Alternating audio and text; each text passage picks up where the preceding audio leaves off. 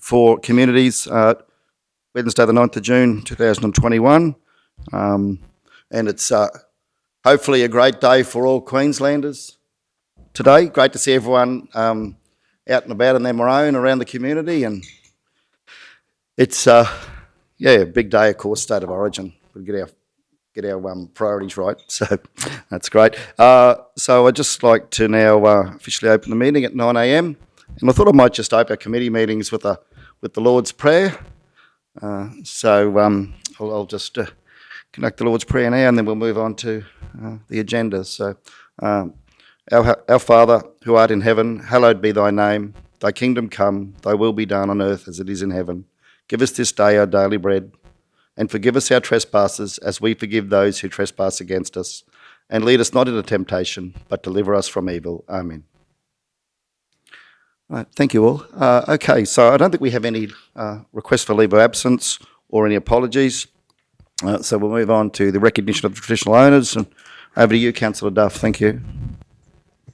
Thank you, Mr Mayor. I'd like to acknowledge country and the traditional owners of the land where we meet this morning, the Waka Waka people, and acknowledge the elders both past, present and emerging. Thank you, Mr Mayor. Thanks, Councillor Duff. Councillors, we have the agenda for today's committee meeting in front of us. Does anyone have any conflicts of interest? Councillor Shoemaker? Yes, Mr Mayor. Councillor Kirsty Shoemaker informed this meeting I have a declarable conflict of interest in relation to item 9.4, upgrades to bathroom at South Bennett Aquatic Centre in Nengo. The nature of my interest arises because my sister-in-law and business partner works as a swimming instructor for Summer Country Aquatics at the South Bennett Aquatic Centre, so I propose to leave and stay away from the place where the meeting is being held while this matter is discussed and voted on. Thank you, Mr Mayor. Thank you, Councillor Shoemaker. Duly noted. 5.1, the minutes of the Standing Committee held on the 12th of May 2021 at 6.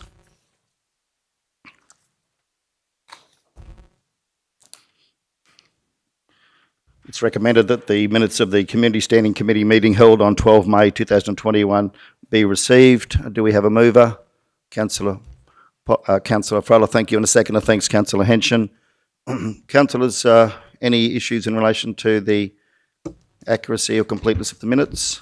We don't want any business arising, just any issues in relation to the minutes. If not, those in favour? Carried unanimously.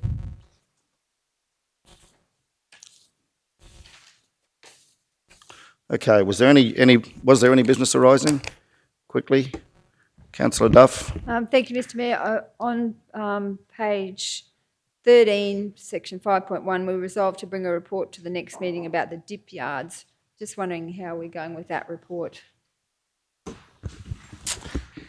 Yeah, through you, Mr Mayor. Yeah, we actually commenced doing the report, but in reviewing the previous minutes, councillors already authorised those tenders to go out, so we're actually going straight out to tenders rather than bringing the report back. The tenders are actually being prepared now, so they should be out in the next week or so. So rather than just bring it back to the standing committee then through council, we actually already have that authorisation from council to release them to tender. So yeah, thanks, General Manager. Councillor Duff, anything further? Thank you. Through you, Mr Mayor. Just I thought that there was issues around some of the dips and the Proston one and the Wandai one. I thought we were going to resolve that before we went out to tender. So are we just going to put it out as is? Yeah. So we put them out with the option, but it basically is that the tender would go out as is condition for each of those facilities. So we did a report, and it's got the identified potential safety issues with it, but it's actually up for the tender, and their proposed use is what they would look at those. So with it, it's probably best just to put it out and let the tenderers tender as is. Thank you, Councillor Duff. One more opportunity, then we'll move on. Okay. So on just on page 18, is the automated vacuum and cleaning machine included in the fleet capex? So that. Council, we'll be dealing with the capex coming through in the budget committee. So it's Okay, so we would deal with that as part of the budget process. Yeah. Thank you. Thank you, Mr. CEO. Thank you, Councillor. Okay, let's move on then to item 6.1, and it's my pleasure to introduce Councillor Potter to present the Community Arts, Heritage, Sport and Recreational Portfolio Report. Thank you, Mr Mayor. First off with communities, Scots in the Bush and a Scottish and Celtic festival will be held at the historic Munduma Homestead from the 19th through the 22nd of August. And under 8th day preparations are well underway, and if any agencies would like to be involved, please contact myself.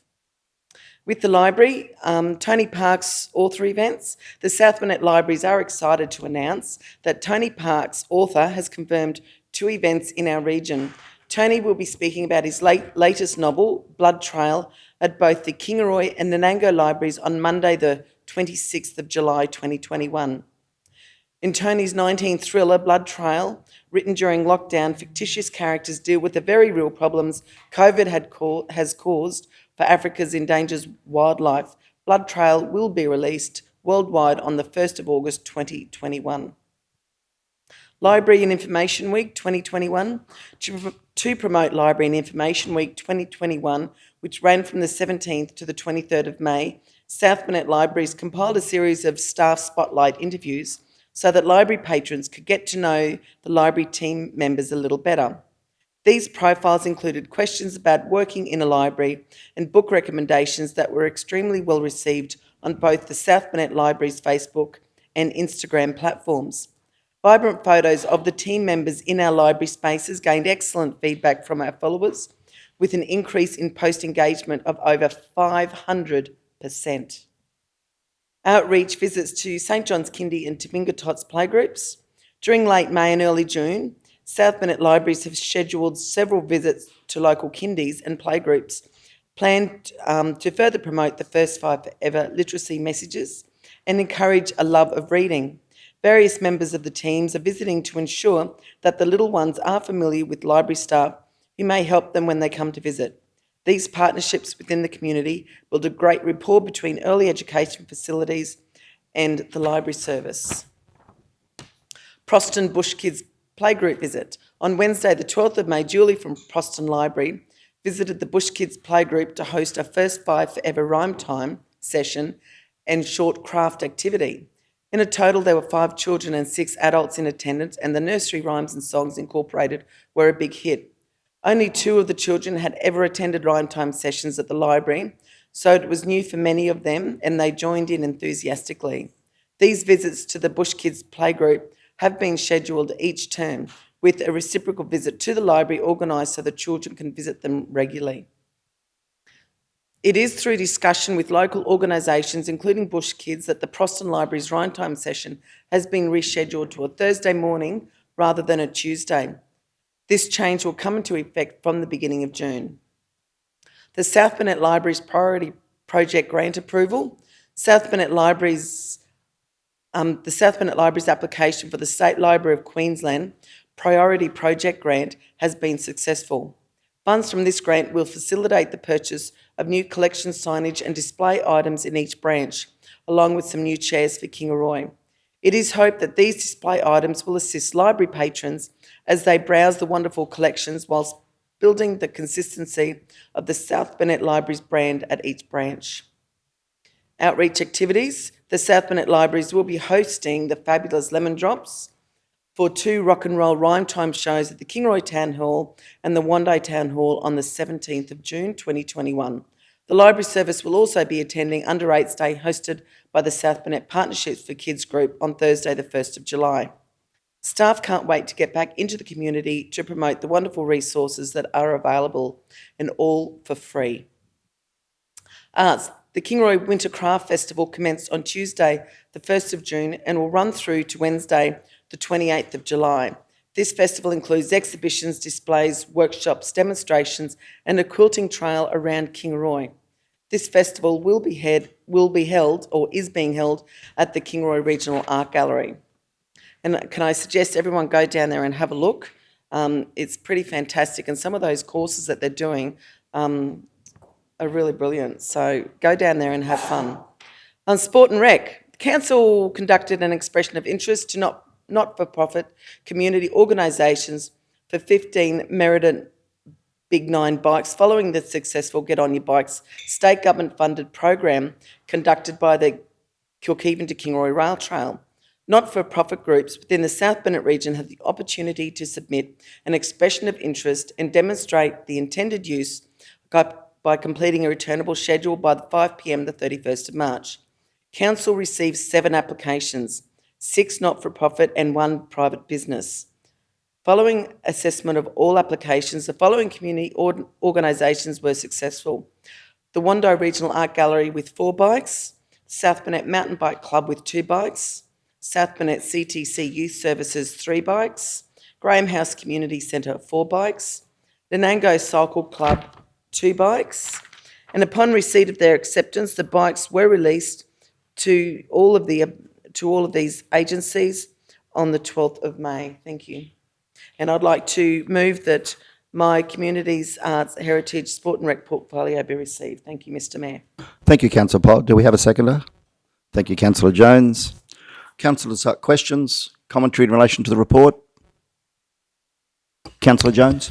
Yeah, Mr Mayor, it's finally good to see that these bikes have been distributed through the community. This has been an ongoing issue. We've been speaking about that. They've been sitting in a shed unused for a number of probably 18 months, so it's good to see that they're finally out and have gone to, I believe, a fair cross-section of the community, so well done. Councillor Hinchin. Thank you, Mr Mayor. Yeah, I'd just like to make a comment on Councillor Potter's report. In relation to the Bunduma Homestead and the Scots in the Bush coming up, wonderful event. They've just had an extremely successful Spirit of the Bush out there. And I also make note, and certainly to our listeners out there, that would have to be this month one of the most incredible displays in the Wandai Art Gallery. And I really encourage each and every one of you to go down and have a look, or encourage people to go down and have a look, because it is something else. I won't give it away because it's worth going down there and having a look. So, Councillor Potter, thank you very much for that. That arts is really, really taking off in the South Burnett, and what the Wandai Art Gallery and the Kingroy Art Gallery does is a credit to everybody involved along with yourself. So just would like to make note of that and encourage people to get out and about to our facilities. The Bunduma Homestead and Wandai Art Gallery are just 2 of them. Thank you, Councillor Hinchin. Councillor Shoemaker. Yes, thank you, Mr Mayor. I'd just like to acknowledge, the staff spotlight interviews at the library for Library and Information Week. They were excellent. And I'd really love to see if, into the future, if we can look at other departments across council that can share that kind of insight in terms of who the people are serving our community. I just loved those interviews. It was really nice to get to know some of our library staff better. And it's great to see, that a number of people in our community also enjoyed that, with an increase in post engagements of up to 500%. That's insane. So, Mr. CEO, probably just a question for you in terms of are there opportunities to perhaps do some more of those staff profiles across the organisation on our socials? Thank you. Thanks, Councillor. Yeah, no, agreed. They worked really, really well, and credit to all involved with them. We've done different ones over periods of time. We've dropped right off over this 12 months. Other priorities, regrettably, have just ran over the top of us in a couple of spaces. But yes, absolutely would like to be doing more of that. There is one program that I ran before in a different council, was also called Perspectives. And whilst the program has gone, it's sitting in the back of my head again to bring up with the discussion about gender equity. There used to be a program between ELGA, LGAQ and LGMA called, it was the 50-50 equity program. And it took a couple of councils to bronze level, and that, regrettably, they've stopped it, but there's still, the program is there. And what we've done in the past is, this is an idea of just sharing, kicking around the back of the head. You take your 2 trainees, 2 female trainees, that 5 to 10 year range, a couple of our lady staff, and then the plus 20 year staff, and you get their perspective on what local government is, has been and was. And it's really powerful, because when you hear, and particularly, I'll use the words, the young ones or the kids, but when you hear the trainees talk about, and I know not all trainees are youth, but you get that youth and you hear they're coming into the industry and you get their perspective on what they think it is, the ones that have been in it for about 5 mid-year range, and then the ones that have been, back in our day we had them, we were never. It's really good. So that's not that it's got any money or any cost. It's just a little bit of time and talking to people. But that's one of the ones I wouldn't mind doing over this next year as well. Yeah, thank you for that. I certainly would be supportive of that. I think any opportunity to really, for our community, even to become more aware around the services that council provides, but also what we're legislatively provide, and then also all the additional things that we're doing on top of that to serve our community. I think what you're talking about there would be really powerful, CEO Mark, and I'd certainly be supportive of that approach. Thank you. Councillor Freloff. Thank you, through you, Mr Mayor. Totally agree about the libraries, and I was talking to the Nanango Library Group yesterday, the staff, and we have 13 kids coming in today for story time, which is fantastic, and the excitement of them getting things together for these kids is wonderful. I just wanted to know, for the bikes, for all these groups that have got the bikes, does the public know where these bikes are held in these areas so the public can get to use them?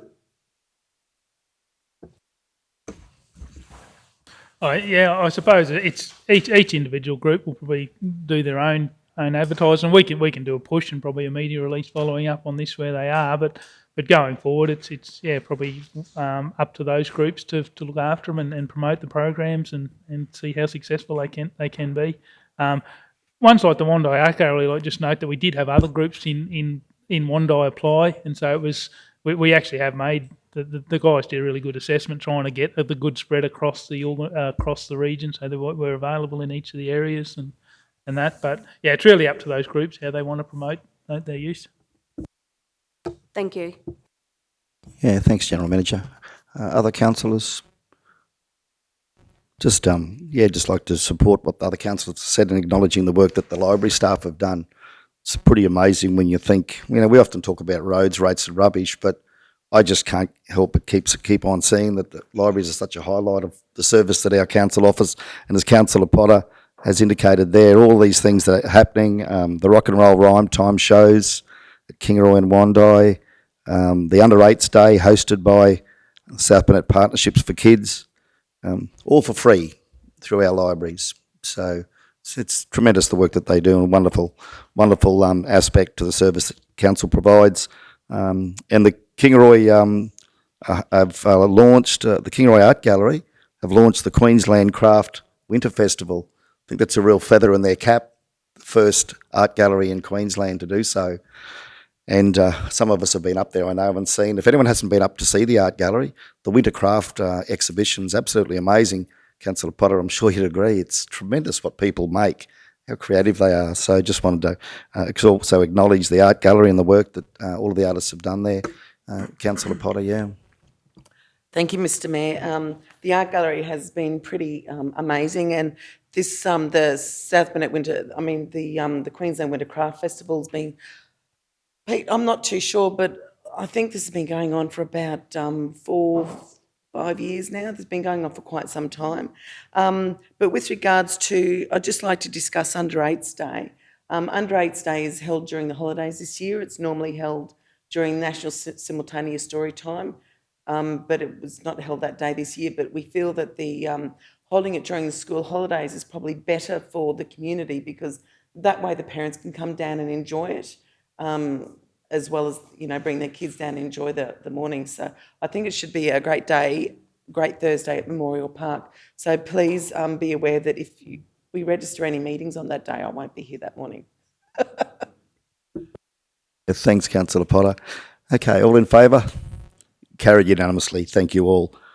We're on to, where are we up to? Sorry, 7.1 is my pleasure to introduce Councillor Henshin to present the Rural Services, Natural Resource Management, Planning and Compliance Services Portfolio Report. Thank you, Mr Mayor and councillors, and to our gallery that could be out there listening. It's a big report for this previous month, so it gives me pleasure to introduce it to you today. In our rural services and natural resource management, our fire management, Queensland Fire and Emergency Services volunteers have undertaken a prescribed burn at the Arroy Night Soil Reserve. A test burn at Gordon Brook Dam produced scorch rates that were too high to proceed and will be postponed until dew rates increase and temperatures are cooler. Other reserves are awaiting the appropriate wind direction, speed and soil moisture levels to achieve safe burn that will also reduce fuel loading. And hasn't that turned around in the last month? We've now got moisture and we've got plenty of dew, and I hope we don't get any of that snow that's down south, but it's going to get fairly cool fairly quickly. In the Blackbutt Flying Fox Roost, Council's Nature Resources staff met with residents in Blackbutt to discuss concerns regarding the Flying Fox Roost on Toromeo Creek. Topics included issues associated with the roost as well as the findings and recommendations of the Roost Management Review commissioned by Council. A public meeting will be held on June the 17th at 5:30pm at the Blackbutt Golf Course to discuss community concerns and provide information about human and animal health. The recommendations of the Roost review the options available for future management. Speakers will include the representatives from the Queensland Health Department of Agriculture and Fisheries and Redleaf Environmental. On a honey locust treatment and rapid response exercise, the local government biosecurity officers from South Bennett and Bundaberg joined forces to survey and treat honey locusts on the Stewart River. Officers used the opportunity to review and improve our rapid response capabilities in the event of a new incursion of prohibited weed or animal species in the region. The survey, treatment and review activities were funded by the Australian Government under the Communities Combating Pest and Weeds Impact During Drought program. On Queensland Feral Pest Initiative, the following applications were submitted to Queensland Feral Pest Initiative. Number 1, building an invasive species management alliance in the Bennett, funding to appoint a regional invasive species coordinator to assist in establishment of landowner-led working groups to manage invasive plants and animals. Project partners include the Gympie Regional Council, the North Burnett Regional Council, Cherbourg Aboriginal Shire Council, the Mary River Catchment Coordinating Committee, the South Burnett Grazing Network, the Maidenville Wild Dog Syndicate and the Ironpot Wild Dog Syndicate. Number 2, funding to assist in the delivery of 1080 baiting programs. As the state government stockpile of 1080 is coming to an end, they will no longer supply 1080 concentrate to local governments. Future supply will be sourced from commercial manufacturers at commercial rates. The funding will cover 75% of this cost for the next 3 years. Applications were submitted Wednesday the 28th of April and are currently under assessment. In environmental assessments, NRM staff completed 6 environmental assessments for vegetation removal associated with road construction, and 6 roadside burning and fence line clearing applications were approved. Weed management, a total of 23 hectares of weed control was completed in May. Biosecurity officers inspected 145 properties for the presence of African boxthorn, honey locust and other restricted weeds. Treatment of giant rat tail grass continued throughout the region with lantana targeted at Brooklands, Reedy Creek, South Nanango and main roads. Mother of Millions treatment commenced on main roads. An African boxthorn was treated in the Wandai area and honey locust on Stewart River. Splatter guns were loaned by landowners at Haley Creek, Brooklands and Glenrock for lantana and groundsel, and spray trailers were loaned to assist with giant rat's tail grass programs at Glenrock, Moondoona and Silverleaf. In our wild dog and feral pig control, Council provided landowners with 756 wild dog baits in May that were distributed across an area of 2,561 hectares. And for old school, that's approximately 6,500 acres of country.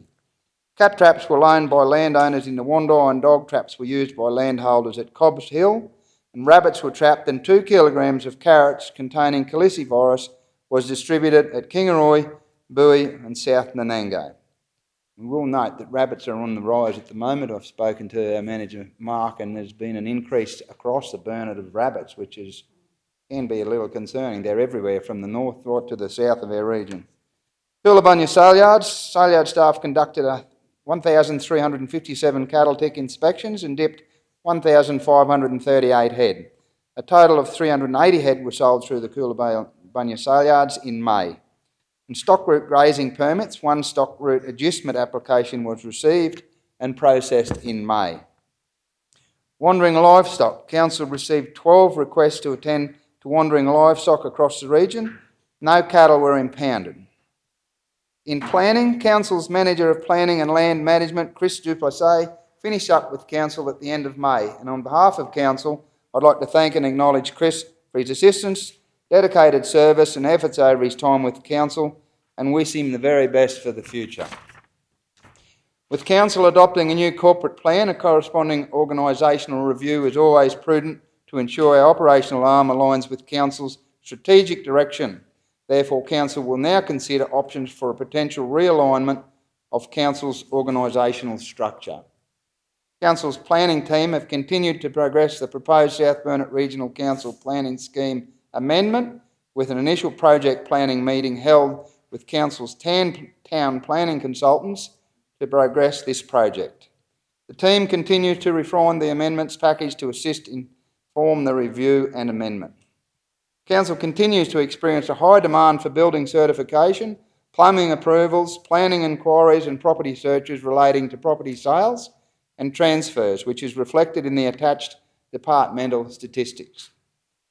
In environmental health compliance, COVID-19 inquiries have slowed presently. In compliance, the temporary dog registration compliance officer has started. The officer has been busy in the field following up on outstanding dog registration fees, as well as finding new dogs not previously registered. Enforcement officers from the State Penalties Enforcement Registry, SPR, have been conducting enforcement activities in the Wide Bay Burnett region during May, taking action against persons with unpaid fines. SPR can potentially seize vehicles, other property items and garnish wages and bank accounts to recover debts. In the Wide Bay region, they recently have seized 8 vehicles. They have also visited the South Burnett. Hopefully this will get the message across to people that if they do not pay their fines, that eventually they will be collected. Perhaps this may translate into people doing the right thing and in this context, registering their dogs. Compliance have also been able to find a replacement to the temporary compliance officer contractor that was supposed to commence on the 10th of May 2021, but pulled out at the last minute. The new officer has been on the ground since the 24th of May 2021 and getting stuck into the backlog of customer requests. Environmental health, finding a replacement for the environmental health officer who recently left continues. And in the interim, a contract EHO is providing some much needed assistance to the environmental health team. Can I just reiterate again that the dog registration, it really is our owner's responsibility, and I encourage people to pay their fines and register their dogs. So with that, I'd like to move that my Rural Resource Management and Planning and Compliance Portfolio Report for the previous month be received. Thank you very much, Councillor Henson, for that comprehensive report. Do we have a seconder? Yep, Councillor Potter, thank you. Councillor Potter? Yeah, Mr Mayor, with regards to the Queensland Feral Pest Initiative, I'm just reading through this. So we've got you've got the Gympie Regional Council, North Bennett and Cherbourg. I noticed we have three lots. We've got the South Burnett Grazing Network, the Maidenwell Wild Dog and the Ironpot Wild Dog Syndicate included in that. I'm just curious, why isn't the actual South Burnett Regional Council included in that? Is that because of those other 3 syndicates, or is there a reason for that? Thank you. Those groups that were originally, like the Ironpot one was started some 2 years ago. There's a date on that. I'd have to go to, I believe it was March 2019 from memory, and I'm of course a part of that, being out in that neck of the woods. And then the Wengenville one started and there was funding available. We did many workshops, but Council's been very, very committed in managing those and the funds, along with Denise White and along with Mark Watt. We've got some very interesting, if you have a look, there's some very interesting from month to month statistics there on those syndicates and the varmint control. Yeah. If I understood the question correctly, the reason we're not listed is because we're running it. So they're our partners. Yeah, thanks, Councillor Potter. Mr Mr CEO, Councillor Henson. General Manager O'May. Yeah, through you, Mr Mayor, I might just add to that. So that is we've put in an application for a 3-year grant application for additional funding across the Gympie, North Burnett and South Burnett and Cherbourg. So it's basically to expand this program. We've got the successes from the Iron Pot and Wingenville group. So the idea is to expand this and have a coordinator across the whole region and use those groups will be crucial in, I suppose, they've set the platform and duplicating that across the region as much as possible. So this is for new funding we hope to receive. Yeah, can I just say we're fortunate to have a councillor in Councillor Henson, not being kind, but stating the facts. He's got such a depth of knowledge and background in biosecurity, and I know that there's a lot of work that Councillor Henson wants to progress in this space over the term of this council. So, yeah, thanks very much, Councillor Henson. It's region's very fortunate to have someone with your knowledge sitting at this table. Councillor Duff. Thank you, Mr Mayor. Just a question around the planning. I've noticed that since the manager, Chris, has finished up, there seems to be a gap. I've had people expecting a response to some of his emails, and I'm just wondering who is filling the gap until we get a new planning manager. Thank you. Thank you, Councillor Duff. Might refer that to our CEO. Thanks, Mr. CEO. Thanks, Councillor. Between the General Manager and myself, we'll conduct and run it. So we're dealing with the emails. It's operational. There was, and councillors have certainly given feedback over a period of time about this area and responding. And so, yeah, the General Manager and myself will run it. So could I suggest, councillors, in the meantime, if you do have members of the community who contact you, please refer that on to General Manager O'May or to our CEO to attend to those matters. Thank you. Yeah. Councillor Duff, yes? Yeah, thank you. Just wanted to say thank you, and yeah, I certainly will, because I have had quite a few people expecting to get responses and they're not getting that back, so thank you. Thank you, Councillor Duff. I'm sure that our CEO will ensure that from an operational perspective we do our best to navigate that space until such time as we go through the organisational review, which is due to start in July. Councillor Shoemaker. Yes, thank you, Mr Mayor. Probably a question maybe on notice, I'm not sure. I know we've talked about the risks of African swine fever, and certainly being regional development portfolio holder, it's a real concern for our local economy. I just wanted to ask a couple of questions. I'd just like to better understand our current approach to feral pig control and its effectiveness, and if these controls are actually suitable in terms of managing the risk of African swine fever. And I don't know whether that's something we might need to workshop or discuss further, but I'd like to better understand it, and if there are gaps in that, what we could do about it. Yeah, through you, Mr Mayor. Yeah, we'll take that one on notice and we can bring something back. I was of the understanding we had reported on African swine fever a couple of meetings, maybe late last year, so we can have a look at that report and bring something back and if need be, work on a workshop from there. Councillor Henson. Thank you, Mr Mayor. Yeah, Councillor Shoemaker. The feral pig control has been managed in the rural sector reasonably well, but there's certainly a lot more work could be done in that space. But in relation to swine flu and the pig and pork industry, I've spoken to many pig producers and they assure me that they have to comply, and all those piggeries that comply are very, very confident that they will keep swine flu out of their system and out of this country. So if there's an operation out there that's not complying, they won't survive in the industry at all. So they're very diligent. Our pork producers are extremely diligent, and I've had many very fruitful conversations with people that assure me that what they do is in the best interest of the pork industry. With our feral control program, that's a work in progress, and it's unfortunately across the South Burnett. I remember standing here some time ago saying years and years ago there wasn't a wild feral pig in this area, and now they're here, and they're here probably to stay. But if everybody's diligent, we have a huge network of waterways and tributaries that run to our water storages, and there's a lot of area out there that's not highly populated with human people. Of course, there's some big properties out there, but I know there's many rural property owners take it upon themselves to hire professional aerial shooters to take them out. There's many baiting programs and trapping programs And I'd like to acknowledge also Western Downs have a very, very active system in place for the control of feral pigs over there as well. So, yeah, it's being looked at and it is happening, but it's just something we've got to stay on top of. Yeah. Thank you, Councillor Henson. Yes, certainly, GMO May, the report has come to council, and I acknowledge what you're saying, Councillor Henson. Definitely, there's some great work happening by our local pork producers.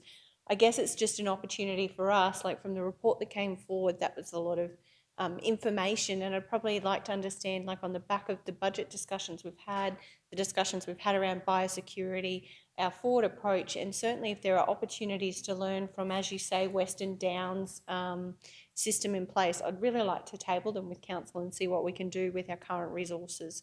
And if we are actually, and I don't doubt that we are, but I think risk control and management is a key function of council, and I think it's important that we review that risk, look at what we're doing, take some of those learnings and make sure that we are achieving value for money, not only for our ratepayers, but also for the protection of the pork industry. So I appreciate the opportunity to have those further discussions. Thank you, Councillor. Any further comments in relation to Councillor Henson's report? Councillor Henson. Just quickly, and we'll get there, of course, but Councillor Shoemaker on page 33, pig meat injected to date, year to date, is 294 kilos. If you put that in perspective, that's like a beast. With 1080, the 1080 they actually use in feral pig control is twice the strength that they use in dog control. So, and if you also note equipment loan pig traps, I believe the pig traps are actually out at the moment. They actually do get utilised quite well from people that are aware they're there. And again, I can't stress enough that equipment that's there, the trailers, the splatter guns, the yards, the cameras, dog traps, pig traps, cat traps, tree spears, I encourage people to take that opportunity up. Thank you, Councillor Henson. Those in favour? Carried unanimously. Thank you all. 7.2 is the Natural Resource Management Operational Update. Can be found at 31. General Manager will get you to run us through that if you could. Thank you. Yeah, thank you, Mr. Mayor. Yeah, so the first three projects there, you can see the honey locust, African boxthorn, and the feral animal group. So that's the current funding programs or grant program that we do have.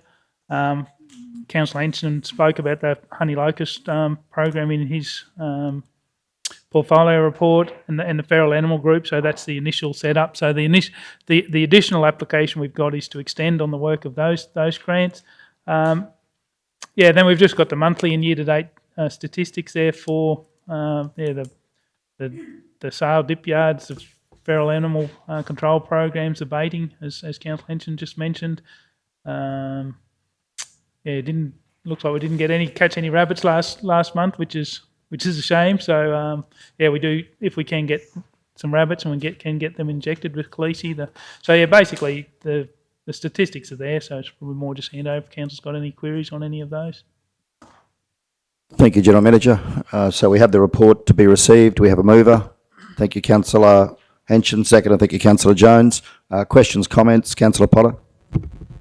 Thank you, Mr. Mayor. I just want to discuss cat traps for a bit because I've had a couple people contact me to say that they're on a waiting list, and they have been on a waiting list for quite some time for cat traps. So my question is, do we need to get more cat traps, or is there an issue, or people, what's the issue with the cat traps?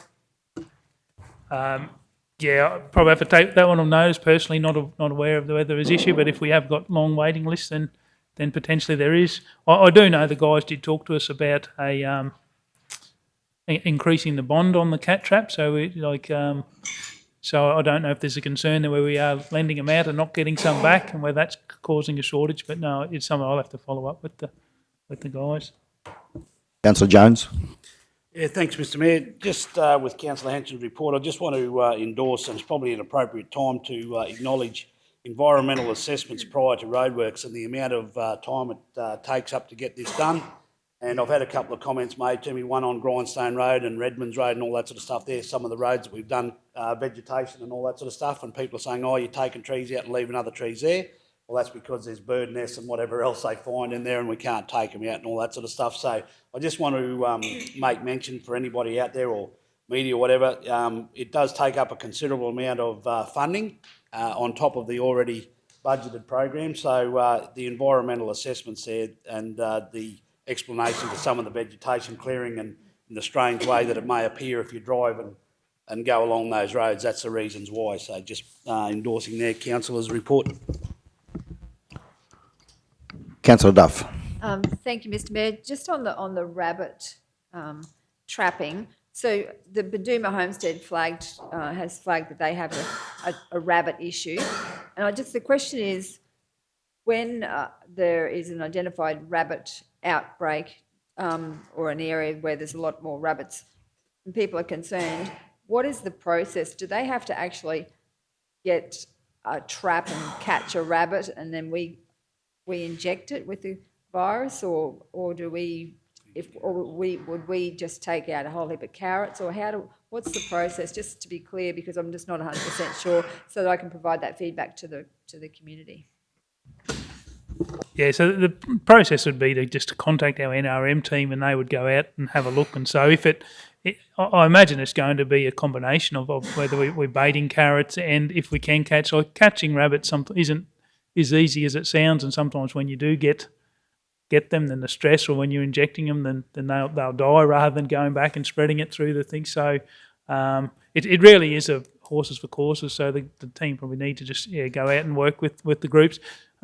Sometimes if it gets that bad, then you're looking at habitat destruction and ripping burrows or something. But it's hard to say. Like, there's not just one answer. That really needs to contact the team, and our guys would go and try work with the group. So there's not just one easy solution. Thank you for that follow up. Yeah, just it is becoming a real issue. There's rabbits everywhere, so I think we need to get on top of it. So thank you for clarifying that.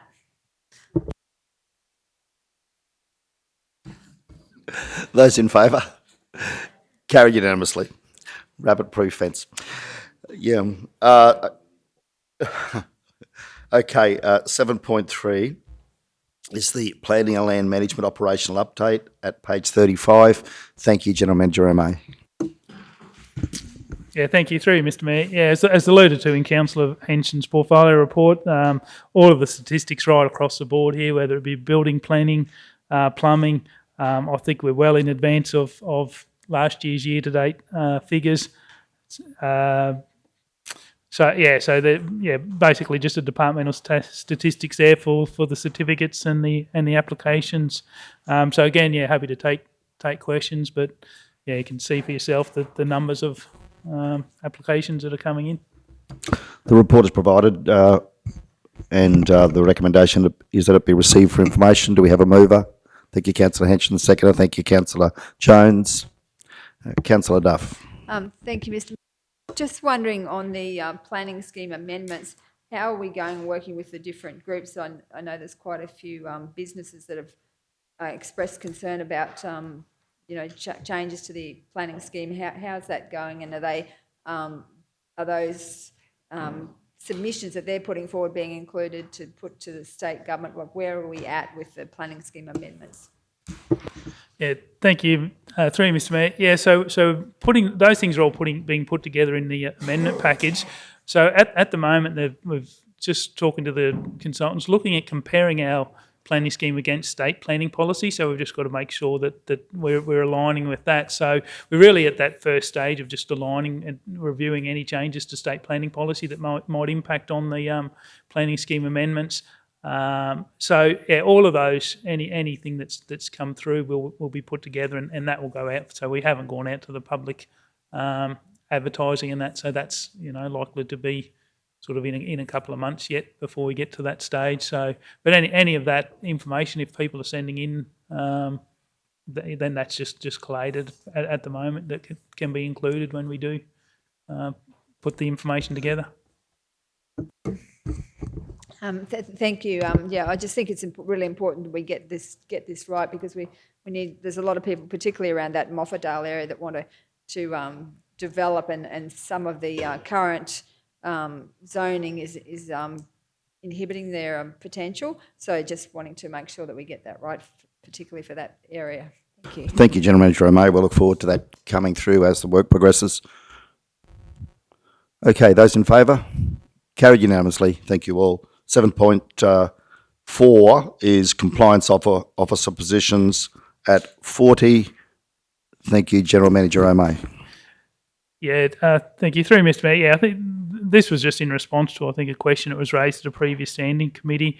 And I think it's probably purely more for a information only and inclusion in any of the budget discussions. I believe we've got workshop upcoming on the compliance. We haven't got to this area yet, but yeah, just indicative figure for compliance officer positions, including the wages on costs and associated plant hire with those positions. Thank you, General Manager. The recommendation is that the committee receive and note this response to their question in relation to providing costings of 2 compliance officer positions, including any internal plant charges for environmental health budget OPEX discussions. Do we have a mover? I thank you, Councillor Shoemaker. Second, I thank you, Councillor Froloff. Questions, councillors? Comments? Those in favour? Carried unanimously. Thank you all. 7.5, Systematic Inspection Program, Animal Management, Cats and Dogs Act 2008 at 41. Thank you, General Manager O'May. Yeah, thank you. Through Mr. Mayor. So this is to approval for a systematic inspection program. So we currently are coming to the end of the program, and this is what their compliance officers are working on at the moment with the door-to-door dog registrations. This is basically setting up the approved program to assist with their powers of entry, advising the public when the program will run. So you only run these for a period of time. So this is from a new program running from July through to January. So these programs need to be updated. You can't extend them for greater than a 6-month period. So it's basically that head of power just to allow the officers to carry out that program efficiently, giving them that head of power and power of entry to properties. Thank you, General Manager. The recommendation is that the committee recommends to Council that South Bennett Regional Council approve a systematic inspection program for properties within the South Bennett Regional Council's jurisdiction in accordance with Section 113 of the Animal Management, Cats and Dogs Act 2008 to monitor compliance with the requirements of the Animal Management Cats and Dogs Act 2008, more specifically the requirement to register dogs. The properties to be included in the systematic inspection program are potentially all properties within the South Bennett area, both within and without the designated town areas. The systematic inspection program will be conducted between the hours of 8 a.m. and 5 p.m. on weekdays and or Saturdays, commencing on Monday, 26 July 2021 and concluding on Friday, 22 January 2022. Do we have a mover? Thank you, Councillor Henshin. Second, I thank you, Councillor Jones. Councillor Potter. Thank you, Mr. Mayor. This is great that we're doing this, but we do have a problem in the South Bennett with regards to feral cats. Now, I just can't see any programs that we run to do with feral cats. We know there's at Benarkin Way, there's a huge amount of feral cats, and also another lot of feral cats out Wandai Way. And the ones at Wandai Way are probably of more concern because they actually have feline AIDS. They have been tested. So I'm just wondering whether council has a program to deal with feral cats, or whether there is anything in the program long term to do with the feral cats issue we have. Yeah, through you, Mr. No, there's no programs like this for feral cats, and we don't, as you understand, we don't have registration of cats. So the only control in feral cats would be probably those people that you're mentioning that are waiting for the cat traps in those rural areas. So that's probably something we can follow up. But yeah, we don't. Yeah, I wouldn't say we have a robust feral cat program at all.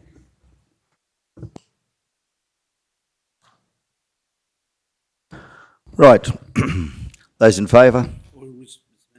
Oh, you've got to be quick here, Councillor Jones. I've had it on there for a little Did you while. have it on? I did. I'm not used to having you there on my left. Well, I'm you're gonna have to only pay a lot looking more for you attention, down there. Because I'm going to be very busy in the future. Very good. Sorry, Councillor Jones. Thank you. Okay. Just a couple of questions for the GM. Firstly, working dogs, if they're on a residential property, can you just clarify? I'm pretty sure I've got it right, but I just want to make sure. Working dogs on a residential property do not have to be registered, as far as I'm aware, if they can be proven to be working dogs. And the other thing that I always have a concern with this when we send people out, for people that are registering or checking on registering dogs, they will run into some very violent and challenging situations. So have we got the safety network in place? And I'm sure we will, but I just want to put that on record and get that question answered. Yeah, thank you, Mr. Mayor. I might just hand over to Manager Patch. Through you, Mr. Mayor. Councillor Jones, thank you for the question. Firstly, yes, if somebody has a bona fide working dog, and there's 3 criteria you need to fulfil. So what we find is there are some legitimate working dogs in town, and if that's the case, no, they do not have to be registered. So a scenario where that might occur is, say someone actually is a legitimate musterer of cattle, and they actually contract their services, so they live in town, but they actually have contracts with a number of farmers where they go out every day working on a property, and the dogs that they have are actually fully committed in rounding up cattle. So where we can, and that is, so it's a bona fide rural property, actively involved in the activity of rounding up stock, and I forget what the third one criteria is, but if it legitimately fulfills that, yes, they will be in that category, irrespective of whether they're living in town or on a property. But they're very, very far and few and in between that we do find. But yeah, look, if you meet the criteria, you meet the criteria. Second thing, with regards to this particular program, we certainly do communicate with the officer to let us know where they are. And if they strike any resistance from people that we've told them we don't want anyone to be a hero, you back out of there straight away and contact us if need be. We can come around. Normally we would wait to allow that person to calm down before we engage with them again, and that might be via correspondence. Thank you, Manager. Sorry, if I may, Mr. Mayor. One Yes, other thing indeed. too is we are heading down the track about having body-worn cameras. So in that context, that will provide another degree of a level of protection. From talking to other councils where they do use that, they may very well, at the first outset, say, just letting you know that I'm wearing a body-worn camera. This conversation is being filmed, and it's for your protection and also my protection. And so there's a record of what goes down, and people seem to be a lot calmer when they are aware that they're being filmed or their behaviour is being filmed. Thank you, Manager. Good question. Thank you, Councillor Jones. Other councillors? Those in favour? Carried unanimously.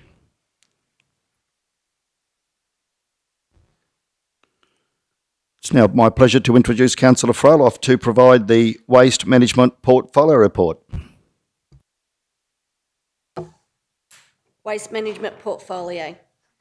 Waste Education, as part of the 2020-21 Waste Education Strategy, provided as part of Council's Waste Collections Contract.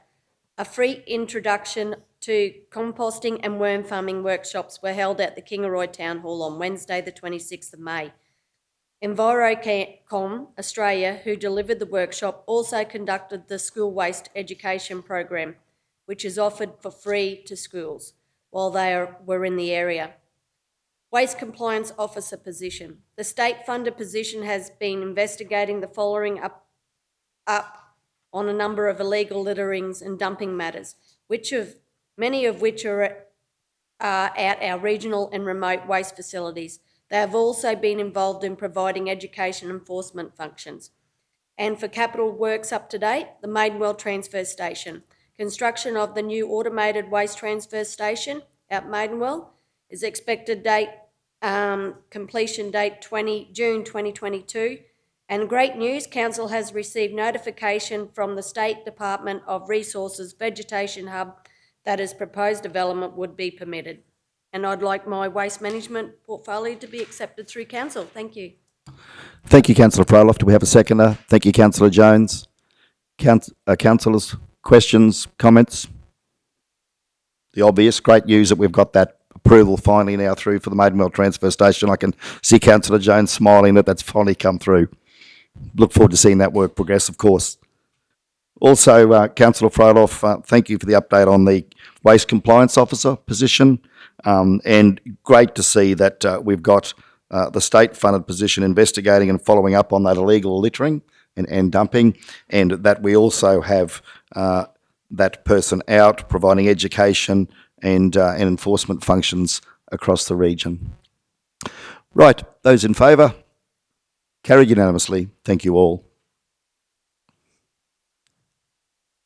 8.2 is the Environment and Waste Services update at 44. Thank you, General Manager.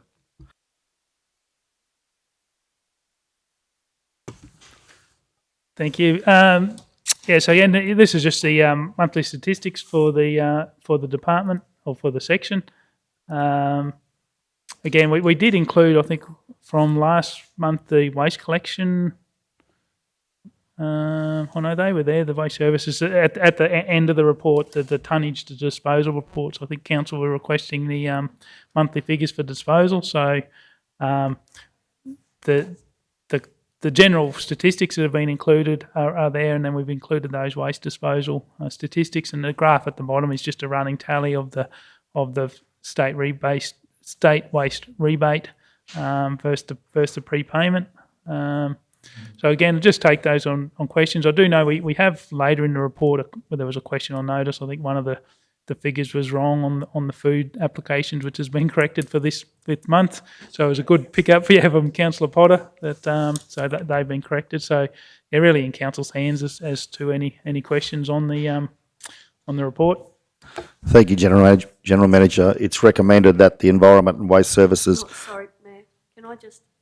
Oh. Can I ask a question? Yeah, you'll get a chance to, Councillor. It's recommended that the Environment and Waste Services update be received for information. Do we have a mover? Councillor Duff, seconder. Thank you, Councillor Froloff. Councillor Froloff. Thank you. Through you, Mayor. General Manager O'May, I had a meeting, and Manager Patch, I had a meeting with some people in my area on Tuesday, concerns that they're in rural residential, and there is a gentleman has set up home. He's living in caravans, but he's collecting shells, car shells. He said he's going to start a wrecking business or something. I'll talk to you more about it, but there is concern that everyone else looks after their areas, and it's just getting really started to get crowded with car shells and car bodies. Oh. Yeah, thank you, Ms Mayor. Yeah, if we can get the details off Councillor Froloff, we can follow up on that property. Thanks, General Manager. Other councillors? Councillor Duff. Thank you, Mr Mayor. Just question to Manager Craig. Just I've had two different residences in Proston at Butler Drive complain that they'd put reports in back in January for overgrown allotments, and nothing has happened. They haven't had any follow up. But I'm just wondering, could some be just potentially missed in the system, or how does that happen? Through you, Mr Mayor. Thank you for the question, Councillor. If there was a complaint coming in January, it should have been resolved by now. What we have had a delay in some of our, if there's a occupied property on the land, so it's not vacant land, there is another process that we actually have to go through, but irrespective of if we have to go through that second process, we're talking 6 months now, it should have been finalised before then. The thing that has slowed us up of the latest month or two is trying to find a slashing contractor who will go in and do that. We've finally got another gentleman who's on Felix, and he has started doing a number of properties. I have signed off on a purchase order for a number of properties, and I wouldn't be surprised if Butler Drive is in that one. One that does jump to mind, there was long outstanding properties in Goodchild Drive in Mergen. I know for a fact they are on that list, so that operator is now focusing on those properties. So I wouldn't be surprised if Butler Drive will not be resolved shortly, but I will follow up if you want to give me the details after. I can double check where that is up in the cycle, but we have had a big backlog because we haven't been able to get a contractor. Thank you, Manager Patch. Councillor Shoemaker. Yes, thank you. Through you, Mr. Mayor. I just had a question just in relation to environmental complaints. I just wanted to understand, like I noticed it's a separate issue on its own in our customer request management system. Just wanted to understand what constitutes an environmental complaint. I'm just really interested to note there's been 260 this year to date. And I know we're talking about those compliance officer roles. So I just wanted to understand what constitutes an environmental complaint, you know, in comparison to some of the other categories listed here.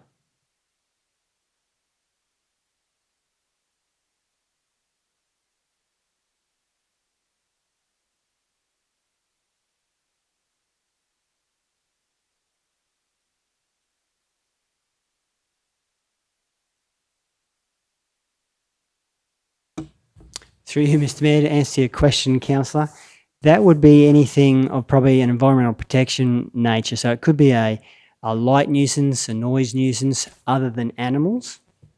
So it could also be an environmental pollution complaint. So we refer to those as water EPP. So if someone's discharging a substance to a stormwater drain, so it could be, say someone's got a motor vehicle workshop or they're a hobby car enthusiast at their house, and yet there's oil finding its way into the stormwater, that would constitute an environmental complaint.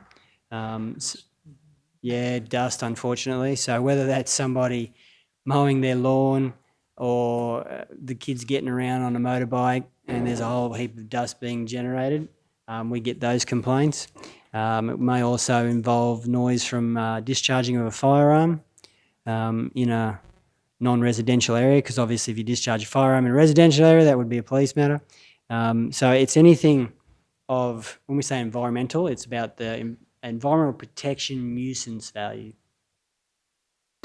Thank you, Mr. Mayor. Just a supplementary question to that. Just noting that probably we operate under the Environmental Protection Act. I imagine we've got requirements under that Act to respond to some of these. But I'm mindful of the other state departments and their roles in responding to some of these. Like, do we collaborate across different departments in terms of determining the response? Like, for council to actually send staff out to respond to 260 nuisance complaints in, you know, it's a hell of a lot of complaints over the form of a year.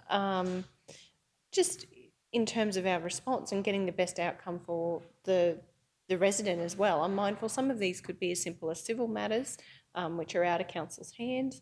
Other things could be actually something that the department would have to instigate a response about. Like, I'm just trying to understand the demand on our resources to actually respond to 260 nuisance complaints and what our actual core legislative requirements are in this space. Thank you, Councillor, for the question. Through you, Mr. Mayor. The answer to that question is, once upon a time, there used to be a delineation between domestic complaints and commercial complaints. So if it was noise from someone banging on their speedway car at 10 p.m. in the evening, that unfortunately was council. If it was noise from a motor vehicle workshop, sorry, that would be a bad example because we actually used to be devolved responsibility for those. If it was noise coming from an air conditioner of a commercial business after hours, then that used to be the state government's area of responsibility. However, they've changed it because there was a lot of complaints coming along, and the state don't have a large team to follow up their complaints either, but all those have been devolved to local government. So we now have, whether it's residential or commercial, if it's of a nuisance value that falls underneath the definition of the environment protection legislation, then it is council's responsibility to follow those up. Where an activity such as a business that needs to be licensed underneath the Environment Protection Act, now I mentioned motor vehicle workshops, they used to have to be licensed. Council had the responsibility to follow up any complaints of those activities. Now, council has a number of activities that are licensed by the state, so our landfills our sewage treatment works, our water treatment plants, our quarries, they're all licensed by the state. So if anybody had a complaint about those particular activities, then the state must follow up after that. Because it's supposed to be a little bit of a conflict of interest too if we were the party that followed up an action complaints about the STP. We are the ones who operate the STP. It might seem a bit, well, you're not going to do anything about it because you're the one operating it anyway. So the unfortunate answer to your question, sorry I've gone around the circle, is that unfortunately local government is the jurisdiction that has the devolved responsibility, even though it's state legislation. We're the ones who are devolved responsibility to follow up on those complaints. Now, sometimes we have jurisdiction that, if it's clearly a breach where someone's discharging a prohibited substance into a waterway, then definitely there's action that will be taken. Sometimes, and noise is a very subjective issue at times. Like, for example, and even if we did a quick survey around the table, how many people like wind chimes? Some people will go love them, other people will go hate them.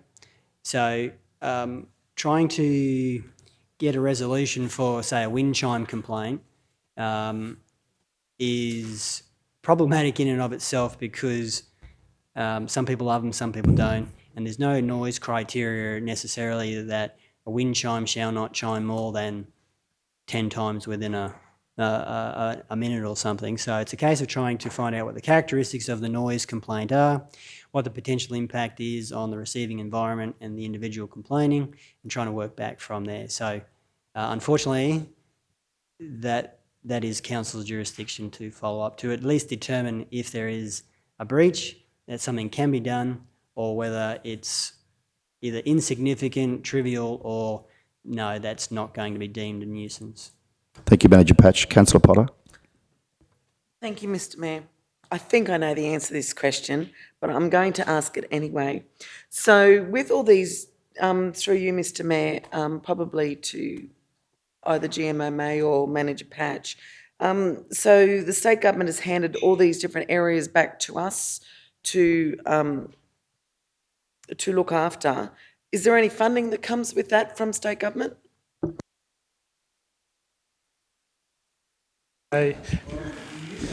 Yeah, good question. And yes, you're correct with the answer you had in the back of your mind that no, there isn't. Thank you, General Manager. Other councillors? Okay. Those in favour? Carried unanimously. Thank you all. 8.3 is a report on waste tonne numbers, estimated life of the waste facilities and provision for rehabilitation at 47. Thank you, General Manager.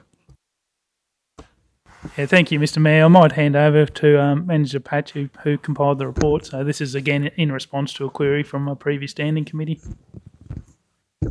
Thank you, Peter. Through you, Mr Mayor. So this was a question that was raised from the floor. So this is in response to that question. What's the life expectancy of our 4 remaining landfills? And there was a report that was commissioned independently in 2017. And so basically Arroy had 13 years, Nanango had 18, Wondai 19, and Mergen 14. Moving forward to 2021, another 4 years down the track. So Arroy, based on our current surveying volumes, would be in around that 9-year category. Nanango would be the 14, Wondai 15, and Mergen would be 9, 10. We are trying to fill Mergen up more quickly. So that number, based on the auditors, we are going to be having another update on this report in 2022. So that will give us a good indication on how we're presently filling. Like I said, we're trying to fill Mergen up sooner than later because we have had a lot of problems with our neighbour, there being the caravan park. Obviously, a caravan park next to a landfill is not a really good land use mix. So we're trying to do the right thing by our neighbour, and we're diverting some waste that might have gone to Wondai to Mergen. But generally speaking, the answer to the question, that's our remaining landfill lives as of 2017, minus 4 years. is where we are at the present moment in time. As far as the cost to remediate our landfills, if you just scroll up for me, please, Linnell. Yep. So these are net present values. So basically, the cost to cap these and continue to water sample and monitor those facilities, they stretch out over 20, 30 years. So in order to be able to get a value of what does that really cost us, those are discounted back and to net present value as of today. So in real dollar terms, as of in today's at the time when the report was done, 2017, there was $11.5 million worth of landfill remediation needing to be done. Obviously, if we can push that back, when those costs were to be incurred, obviously that net present value will come down, but those are the costs that we've got. I think that's probably answered the question. Thank you, Manager. Your recommendation is that the report answering questions on waste tonnage numbers, estimated life of the waste facilities, and provision for rehabilitation for council's waste facilities be received. Do we have a mover? Thank you, Councillor Shoemaker. Seconder. Thank you, Councillor Potter. Questions, comments? Councillor Shoemaker. Yes, thank you, Mr. Mayor. I just wanted to thank the team for bringing this information forward. I think in terms of our long-term waste management strategy, I'd certainly like to acknowledge Councillor Froloff and the team for the work they do in that regard. It's incredible to think, you know, $11.587 million to rehabilitate those facilities over that period of time. It's extraordinary. And certainly it goes to show that in our current waste environment, and I know I've spoken very passionately about recycling, I think this is another thing that adds weight to that argument, to be honest. But it does go to show those the lives of our landfills. You know, any opportunity to extend those does provide benefit to our community on a number of levels. But it also demonstrates to me that the team has been doing a really good job in terms of trying to manage those effectively and getting long lives out of our waste management facilities. So I'd like to acknowledge the work that goes in behind the scenes. I think waste is one of those things. Certainly I put my wheelie bin out on the curb today and grateful for the people that pick it up every week. But it's one of those things that, you know, should not be underestimated in our community, the value of responsible waste management services. So thank you to the team and thank you for this information. I look forward to continuing discussions around waste management going forward. Thank you. Yeah, through you, Mr. Mayor. Yeah, I just want to make a quick comment about those lives that this is managed on a network level. So those figures are actually incorporating that waste will be diverted from one facility to another. So something like, say, the Mergen, or say Wondai has 19 years left. That's taking into account that it will receive waste from other facilities as they fill. So Wondai, at its current rate, might have 50-year life left, but these figures are actually looking at the network. So the diversion of waste from, say Arroy, or from Mergen to those facilities. So that's being factored into these. So that's what the team do is looking at that at a network level, not just just wanted to make that point.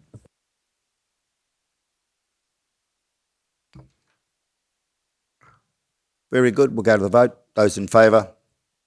Carried unanimously. Thank you all.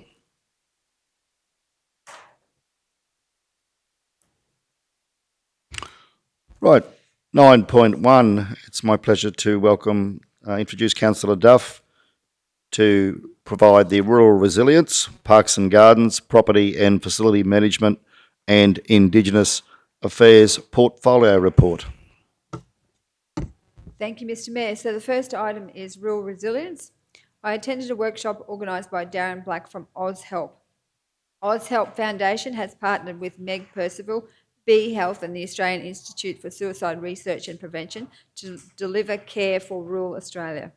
The free workshop was held at the Enterprise Centre in Kingaroy and was an evidence-based wellbeing and suicide awareness program to address the health needs of people living in and working in rural communities, particularly those working in farming, agribusiness and other agricultural industries. It was a program to improve skills to recognise when others need a hand.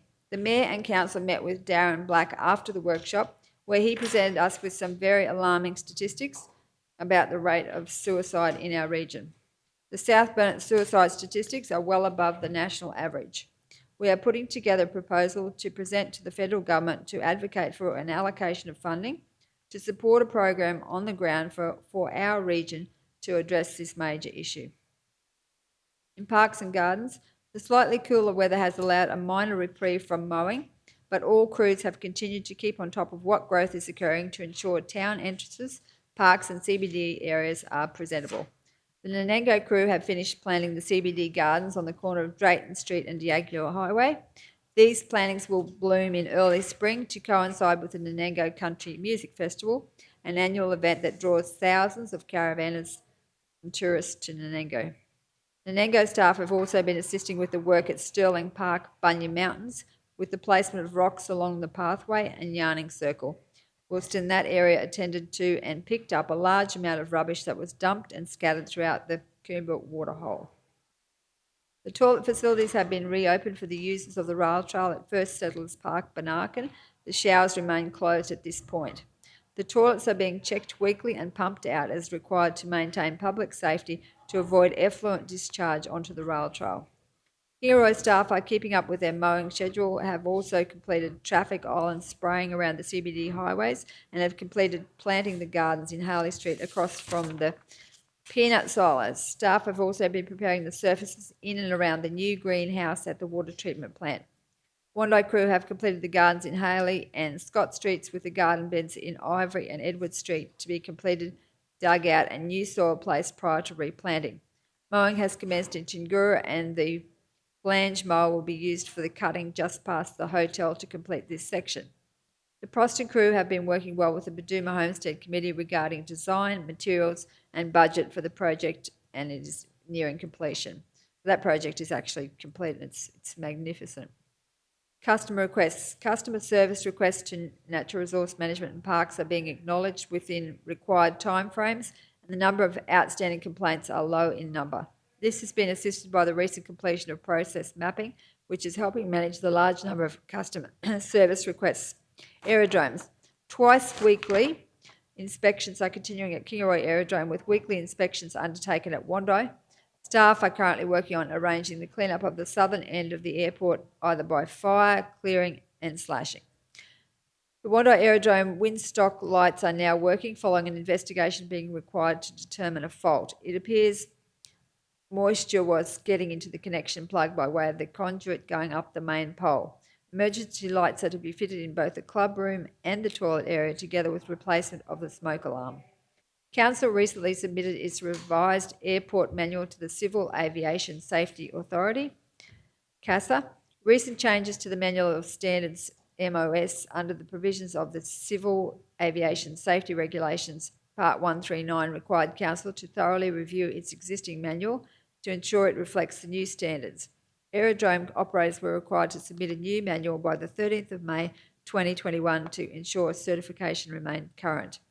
Under the revised MOS, civilian aerodromes in Australia are now either certified or an aircraft landing area, ALA. CASA will review the manual with necessary changes being made to ensure ongoing compliance. Once this process is finalised, the manual will be presented for signature by the CEO. Cemeteries. General maintenance is continuing across all cemeteries throughout the region. Garden beds have been prepared in Wandai and Mergen, and some planting has commenced. The dams. The dams are continuing to be a destination choice for the southern visitors during the cooler months. The ensuite powered sites at Bjelke Peterson Dam have been booked out for the maximum 3-month stay. The dam managers have added an extra service for our southern visitors with the delivery of a daily paper, which has been really well received and appreciated by all. Contractors are heavily continuing to utilise the cabin accommodation, and dam managers are working with all parties trying to accommodate where possible. This month, the managers had to try and find beds for 23 contractors for a week, which, with some rearranging, were able to accommodate all 23. The Gameri Pumpkin Festival weekend was on par with previous years, with an influx of vans booked in for this event. Badooma Dam recently held the Festival of the Dams fishing competition, with 41 teams taking part in this year's event. Teams came from Roma, Chinchilla, Gympie, Sunshine Coast and as far south as Lismore. There were 180 legal fish caught and released over the weekend. Bass, 162, golden perch 16, and 2 Saratoga. There was at least triple this number caught and released of undersized fish. The biggest bass was 480 millimetres, golden perch 530 millimetres, with the top 3 teams catching a respective 39, 23 and 13 legal fish for the weekend. All competitors and spectators enjoyed the festivities of the weekend at this comp. It is designed for either the very competitive or not so competitive teams and their families. Park staff and managers continue to keep both dams very presentable, with lawns mowed and facilities well maintained. The rail trail mowing maintenance has now been completed along the full length of the trail. Ongoing maintenance inspections are continuing and customer requests are being addressed as required. In property and facility management, SB Care have thanked Council for their ongoing support by providing additional space for temporary car parking at the Council's old depot site in Pound Street. SB Care held a training development day for approximately 180 staff from North Bennett, South Bennett and Toowoomba region. Council has received a detailed report on the water analysis for Benduma Homestead Stone Store. This documentation will assist Council and future contractors understand the material used in the mortar and how to repair areas showing deterioration. Although the structure is considered to be sound, there is a need for planned best practice maintenance regime to ensure the ongoing stability and preservation of the store. This report will be tabled at the next Benduma Museum and Heritage Association meeting. So that happened yesterday. Under the Works for Queensland COVID round, Council has approved many local halls with the sanding and resealing of the floors at Geelong Hall, Mergen Hall, Wandai Hall, Proston Show Pavilion Hall and soon the Proston Town Hall. Contractor has commenced work this week in Proston. Local contractor BL Custom Signs have installed a new illuminated sign at the Kingaroy Information Centre and Heritage Museum. Check this site out as you drive past at night. Finally, in Indigenous Affairs, I represented Council at the Craig's Deadly Choices launch in Cherbourg on Tuesday, which is a program to support healthier lifestyle choices for people in the community. Willie Tonga and Rhonda Purcell presented on the day and encouraged Aboriginal and Torres Strait Islander people about healthier choices, including nutrition and exercising daily. It was great to be part of the launch of this very positive project for the Cherbourg community. And that concludes my report. Thank you, Mr Mayor. Thank you for that comprehensive report, Councillor Duff. You'll move that be received. Thank you. Seconder, Councillor Jones. Questions, Councillor Jones. Yes, thanks, Mr Mayor. I have a few for Councillor Duff or Parks and Gardens in regards to the Bernarkin toilets. They have been reopened. I believe that they need to be upgraded because of the high usage of the popularity of the rail trail now. Maybe some time frames or what we need to do to make that progress. Another one for the Parks and Gardens, and probably Aaron may come in on this one too. I've had issues raised with me about the plants in the centre going down here past the silos at Jarrah Street, blocking views for traffic and all that sort of stuff. I know that we've been talking about it in the KTP and all that sort of stuff when we go down there. Is that just whether an update or whether that will be addressed, or can we remove 2 or 3 plants on that end because of site problems? So that's the second question. And thirdly, in regards to the Indigenous portfolio, I was approached yesterday from a couple of our colleagues, Cherbourg, and they work at the Mergen School, and they've got some Indigenous kids that are looking to go down to an arts school or arts training or something like that, and I was just wondering whether or not we could contribute towards the funding towards that, whether or not we've got any Indigenous funding left in that through that. So just a question there to Councillor Duff in regards to the Indigenous portfolio. And that's about it. Thank you. General Manager, do you want to address those early questions? Thank you. Yeah, thank you. Through you, Mr Mayor. Yeah, so the first, the Bernarkin toilets, the issue there is that the septic trench capacity there is max. So with people showering there, and we had a situation there where the ground was just sodden and we had basically effluent going through untreated and sitting on the ground, and so that was why they were closed for a period of time to let that get away. So basically the system's capacity can't take the volume of waste that's going through there. So that's why we've got the toilets open so it can cater for the toilets. But the issue is when people are camping there and the showers are basically creating an issue with that. So, and with it really needs a large capital upgrade, and so whether that's something we can talk through with our capital budget. But yeah, really, the system doesn't have the capacity to cater for showers at the moment. The plants, I think that's one of us, is it, or is that? So just on that one, if councillor was happy, I'd put it through as a customer request and we'll go and do a site distance check just on that intersection, and we can come back and work with the parks and we'll send it back through that way if that's okay. Just with that one, councillor, you're talking about Haley and Jarrah Street intersection? Yep, that's fine. We can do we'll need to go and do some measuring and checking, but we'll put that through the system as a customer says. Thank you, General Manager. Councillor Duff, in terms of funding for the program for Morgan High School students? I'm just wondering, when do they need it? Because I'm not sure, because the Indigenous Affairs budget will be topped up after the 30th of June. Is it after the 30th of June? I've got it. Yeah, my apology. I can make a phone call at morning tea, councillor, in regards to time frame. I got a phone call yesterday and I was a little bit busy at the time and the conversation was short, but they just approached me and asked if there was any possibility that we could contribute, because in the past I believe that the Cherbourg Aboriginal councillors bought winter uniforms and everything for everybody, that the Indigenous people that also live in our shire. So they were just asking for a little bit of, I guess, not tit for tat, but yeah, a little bit of cooperation in regards to sending Indigenous kids down to Brisbane. Thank you, Councillor Jones. Perhaps that can be, we can have a discussion about that out of the committee meeting. Yes, Mr. CEO.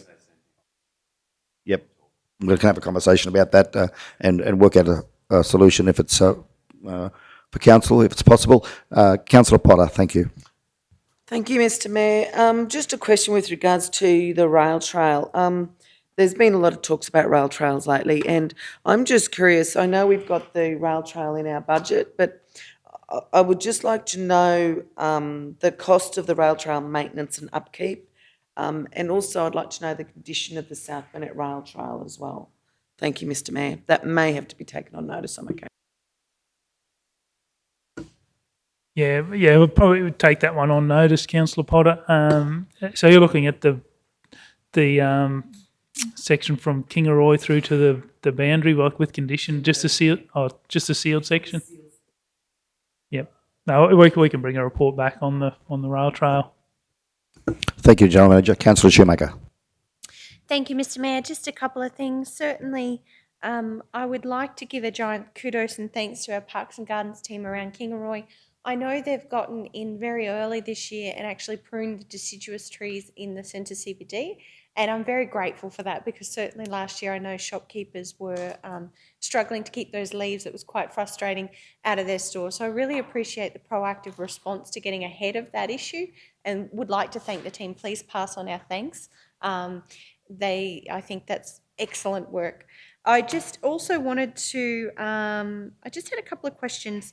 Just in relation to Councillor Duff, you've talked a lot about trying to reduce maintenance in the parks and gardens space, and I know we've talked about being very deliberate in what we're planting and where we're planting it.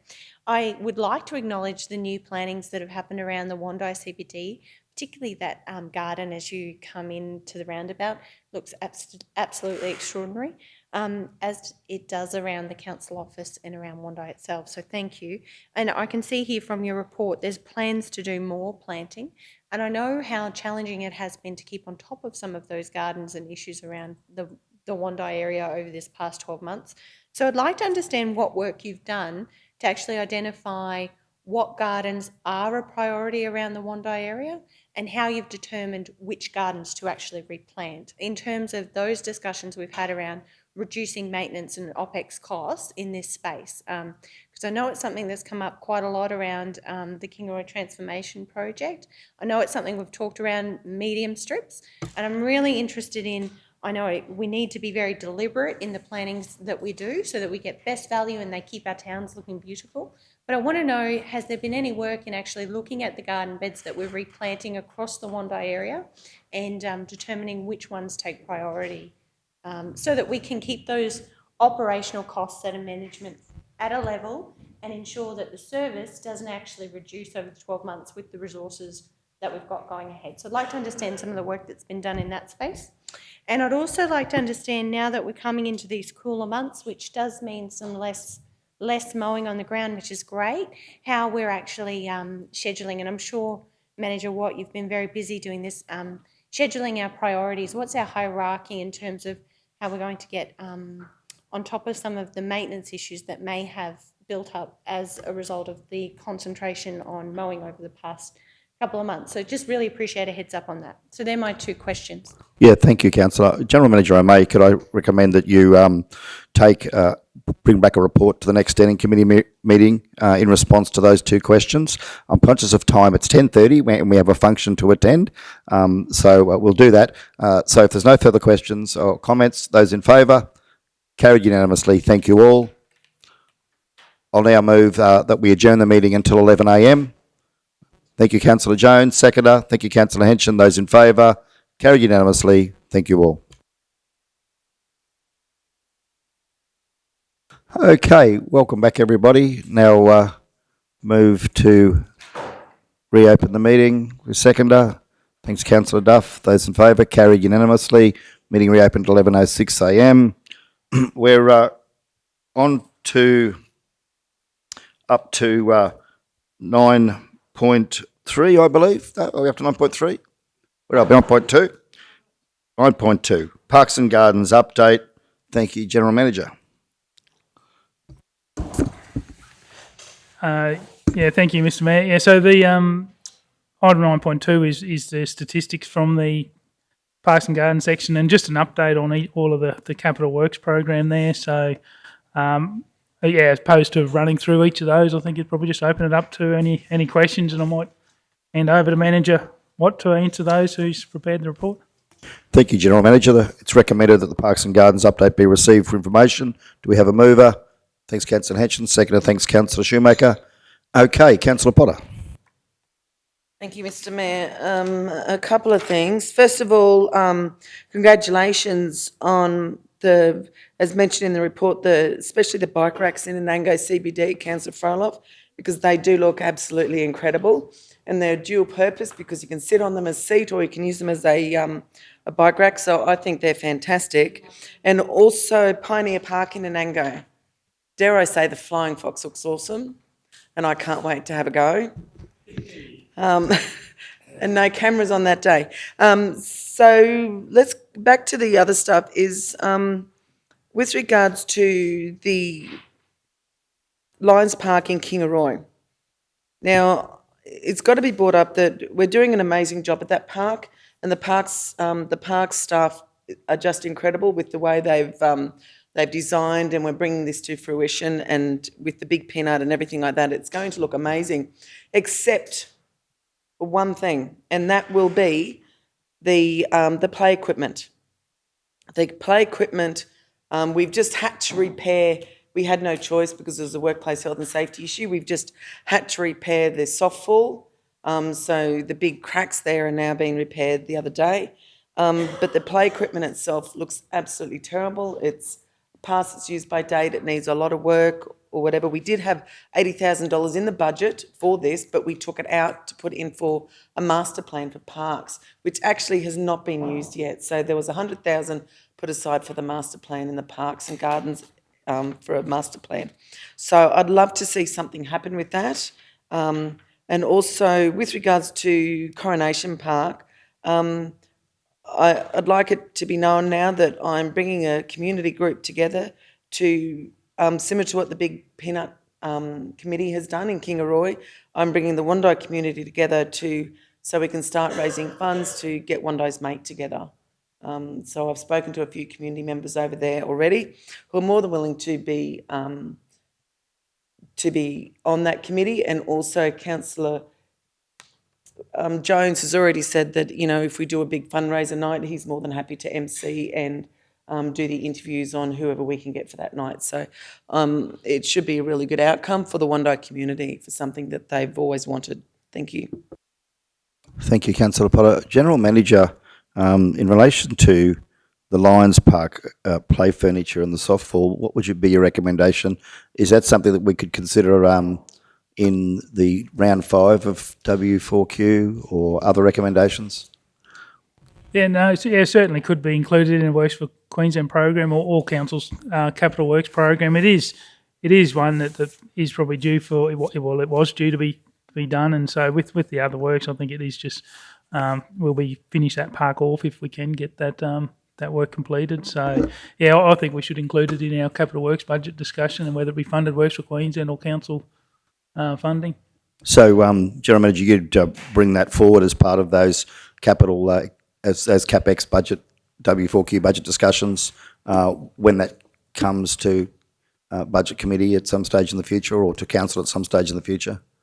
Yeah, we'll do. I think we've got capital works budget in about a week's time, so yeah, we can bring some stuff forward for that. You comfortable with that, Councillor Potter? Yeah. Yes, thank you, Mr Mayor. Actually, the one thing I'm very remiss of me for not mentioning with regards to Lions Park is that the staff have been excellent in being all accessible park, because the barbecue that they're putting down in the park area now is wheelchair accessible. So so to have the wheelchair accessible toilets, the barbecue, the tables and everything, it's just fantastic that we're going in that direction. So thank you to all the park staff again for that one. Councillor Duff. Thank you. Yeah, I'd just like to support what Councillor Potter's saying, that area is going to be spectacular. There's even going to be peanut bollards around the outside. So I just think, and Indigenous art around the outside of the peanut. The committee's approach to Venus Rabbit to do like a map of the South Bennett around Indigenous mapping of the South Bennett, and I just think it's going to be spectacular. So just wanted to flag that. Yeah, it's just a good job by the staff. They're just doing an awesome job sourcing peanut stuff, and yeah, it'll look spectacular. Thank you, Councillor. Councillor Shoemaker.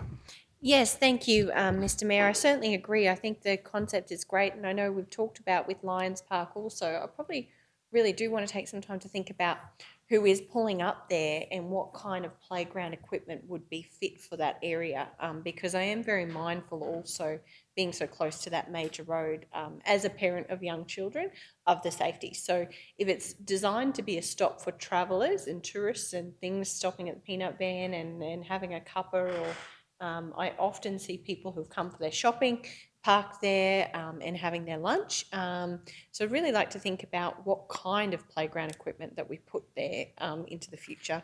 And I probably just a supplementary question to Councillor Potter's question around that $100,000 for the master planning. I understand we were going to be doing some master planning around Apex Park and looking at getting some consistency in the theming of Apex Park, being that it is one of our most used parks in Arroy. I just wondered, have I interpreted that wrong, or is that still going ahead? What's happened with that project? Yeah, through you, Mr. Mayor. Yeah, I think it is something that we haven't progressed, so we still do need to do some of that master planning across all of the sites. So yeah, that would still need to continue to do that work. And can that come? Can that come forward in part of those discussions when we start to look at W4Q, LRCI, and CapEx for 21-22? Because I imagine we'll have to obviously fund that from somewhere. What are your thoughts there, General Manager? Yeah, through you, Mr. Mayor. Yeah, so that will basically be part of the budget discussion. So it's no good trying to do a project now and spend $100,000 in 3 weeks. So we would be looking at putting those projects up again as part of the budget discussion. So it's, again, this is that process of not just assuming we can carry over unfinished projects. We do need council to discuss those things. So that would be part of the budget discussions, that project. Could incorporate a provision for a master plan, as Councillor Shoemaker as you know, we've talked about it previously. Okay, Councillor Shoemaker. Yeah, thank you. Just supplementary to that, like I know this council, we've talked a lot about, and I've put some ideas forward with Councillor Duff around some of the parks we have around Arroy in that master planning process. So very keen to get that started, because I'm mindful of how time clicks over and how these capital works programs click over. And I know there's been incredible work done in Nanango, and so I'd certainly think it would be a great opportunity to take the learnings from that and apply them to Kingaroy. And certainly just in terms of a time frame, like I was of the understanding that as part of the Works for Queensland and CapEx, and I know things have been shuffled around, that, you know, we would have been doing that work over the last few months. So what would the time frame be for actually getting a master plan for a major park like Apex, and then actually being able to make some decisions around CapEx? Like, what's the expected time frame for something like that? Because it's been sort of 12 months since we first started this conversation. Thank you, Councillor Shoemaker. General Manager, could I suggest that we bring a report back to a future standing committee meeting, take that as a question on notice in relation to a process for master planning of parks in Kingaroy, including Apex Park? Can we put that as a question on notice from Councillor Shoemaker to bring a report to a future standing committee meeting, perhaps in July, if possible? Your thoughts on that? Yeah, no, I think that's a good idea. Yeah, we can bring a report back on that particular one, and as part of the Capital Works program, we could probably try look at doing a bit of timelining out for them. Probably just to be upfront, given the quantum of capital works that we have had, things have dropped off the thing. We just haven't been able to complete those projects. We would have had to drop Works for Queensland projects and not complete grant-funded projects to complete our capital. So, yeah, apologies, Council, but we have actually concentrated on doing those capital works and the Works for Queensland projects. So we really just haven't been able to complete the full program this year. Other councillors? Councillor Shoemaker, Councillor Henshin, Councillor Fraloff, any questions on the update? Councillor Jones, everyone comfortable with that? Okay, let's go to the vote. Those in favour? Carried unanimously. Thank you all. Right, we're on to the properties operational update, which is item 9.3 on the agenda and can be found at 58. Manager Leanne was with us, but we might go straight to you on that. Thank you, General Manager.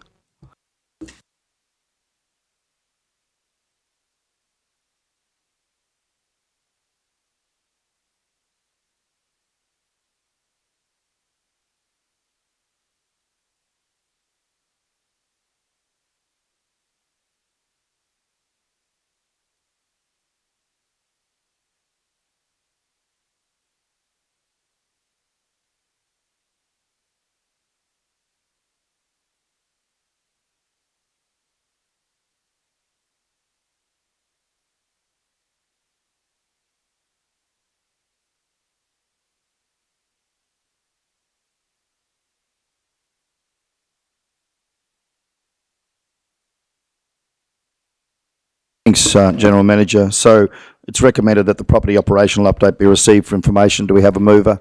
Thank you, Councillor Fraloff. Seconder. Thank you, Councillor Potter. Council's questions, comments in relation to the update. Thank you, Manager Leanne, for being here with us to help answer those questions. We can see you're in quite a good mood today. We're not sure if you'll be as happy tomorrow, but anyway, nice to see you here in your New South Wales Blues jersey. We're all having a lot of fun here in Council with the rivalry. It's all good fun. Okay, Councillor Jones. Yeah, just quickly, Mr Mayor, one for our manager. The lease of the council-owned property there at Blackbutt, the sports ground. Had a meeting last night with the Mayor in regards to the community wanting to do something down there. How are we travelling with that lease? They were unaware of any sort of outcome or time frame around that, because we do need to get something in place for them to progress what they're trying to achieve down there. So just wondering on that. So my understanding, some questions have gone back down to the committee just asking for clarification on a few items. Once that's completed, then we can finalise the lease and bring it back through council.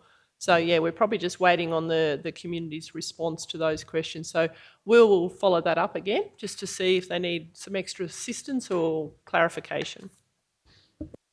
Thank you, Manager. Other councillors? No, looks like we're going to let our New South Wales counterpart off lightly today. Yes, but we won't let you off so lightly tomorrow, Leanne. Okay, back to business. Yes, Manager, anything further? To add, Mr Mayor, some good news that the tennis courts over in the Nango, that project did go ahead this morning. Ergon and the contractors are there on site progressing with the removal of the old poles and the placement of new poles to come, or the footings will happen today. Even though we have received rain, we have progressed with that, so that's good news. Yeah, thanks very much, Manager. So looking forward to driving past the Vic to see the LED illuminated signs that have gone in. So thank you. Okay, if there's no further questions, sorry, Councillor Shoemaker, thank you. No, you're right, Mr Mayor. I just, through you, probably just wanted to ask in terms of the land sales project, been watching this one really closely and really impressed with the work that's been done. Thoroughly enjoyed the meeting in relation to the Pound Street and our focus and forward thinking for that project. I just wondered in terms of the numbers, how we're actually selecting the properties, what kind of work, just a bit of an update in terms of how we're going. Are we going through our register? What's the approach to some of these land sales moving forward? Because as you know, we're excited about the prospects of that.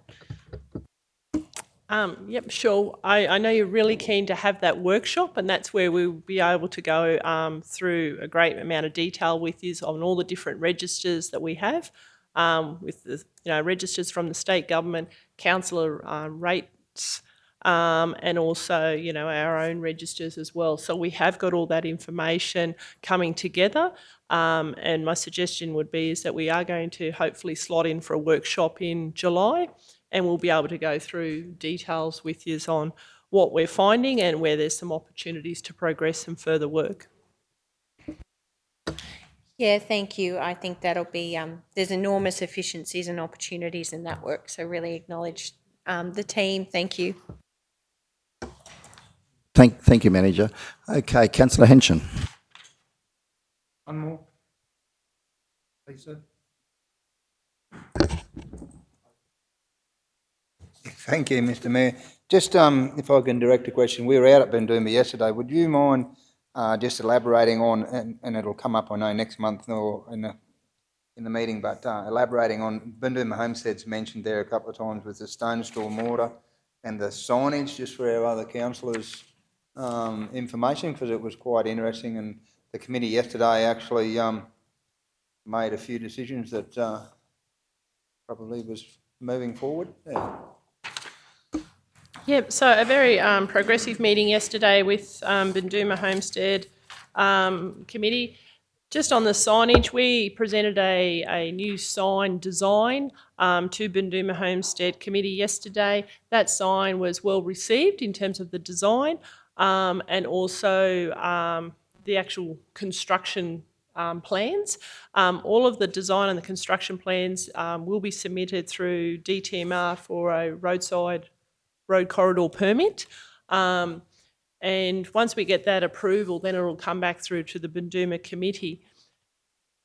One great exciting thing from the committee was that they have some significant funds that they're willing to contribute to actually construct that sign. So once we get the approval back and some quotations, it would be presented back to the committee, and they will consider actually doing that work and a new sign. One of the things that we did flag with the committee was maybe this sign is also, it potentially could be placed elsewhere in the South Bennett or outside the region to promote Bendooma Homestead. So there's probably some opportunity up at Madubra as people are travelling down from the north, and there could be some opportunity further in the south around the Nango or Blackbutt.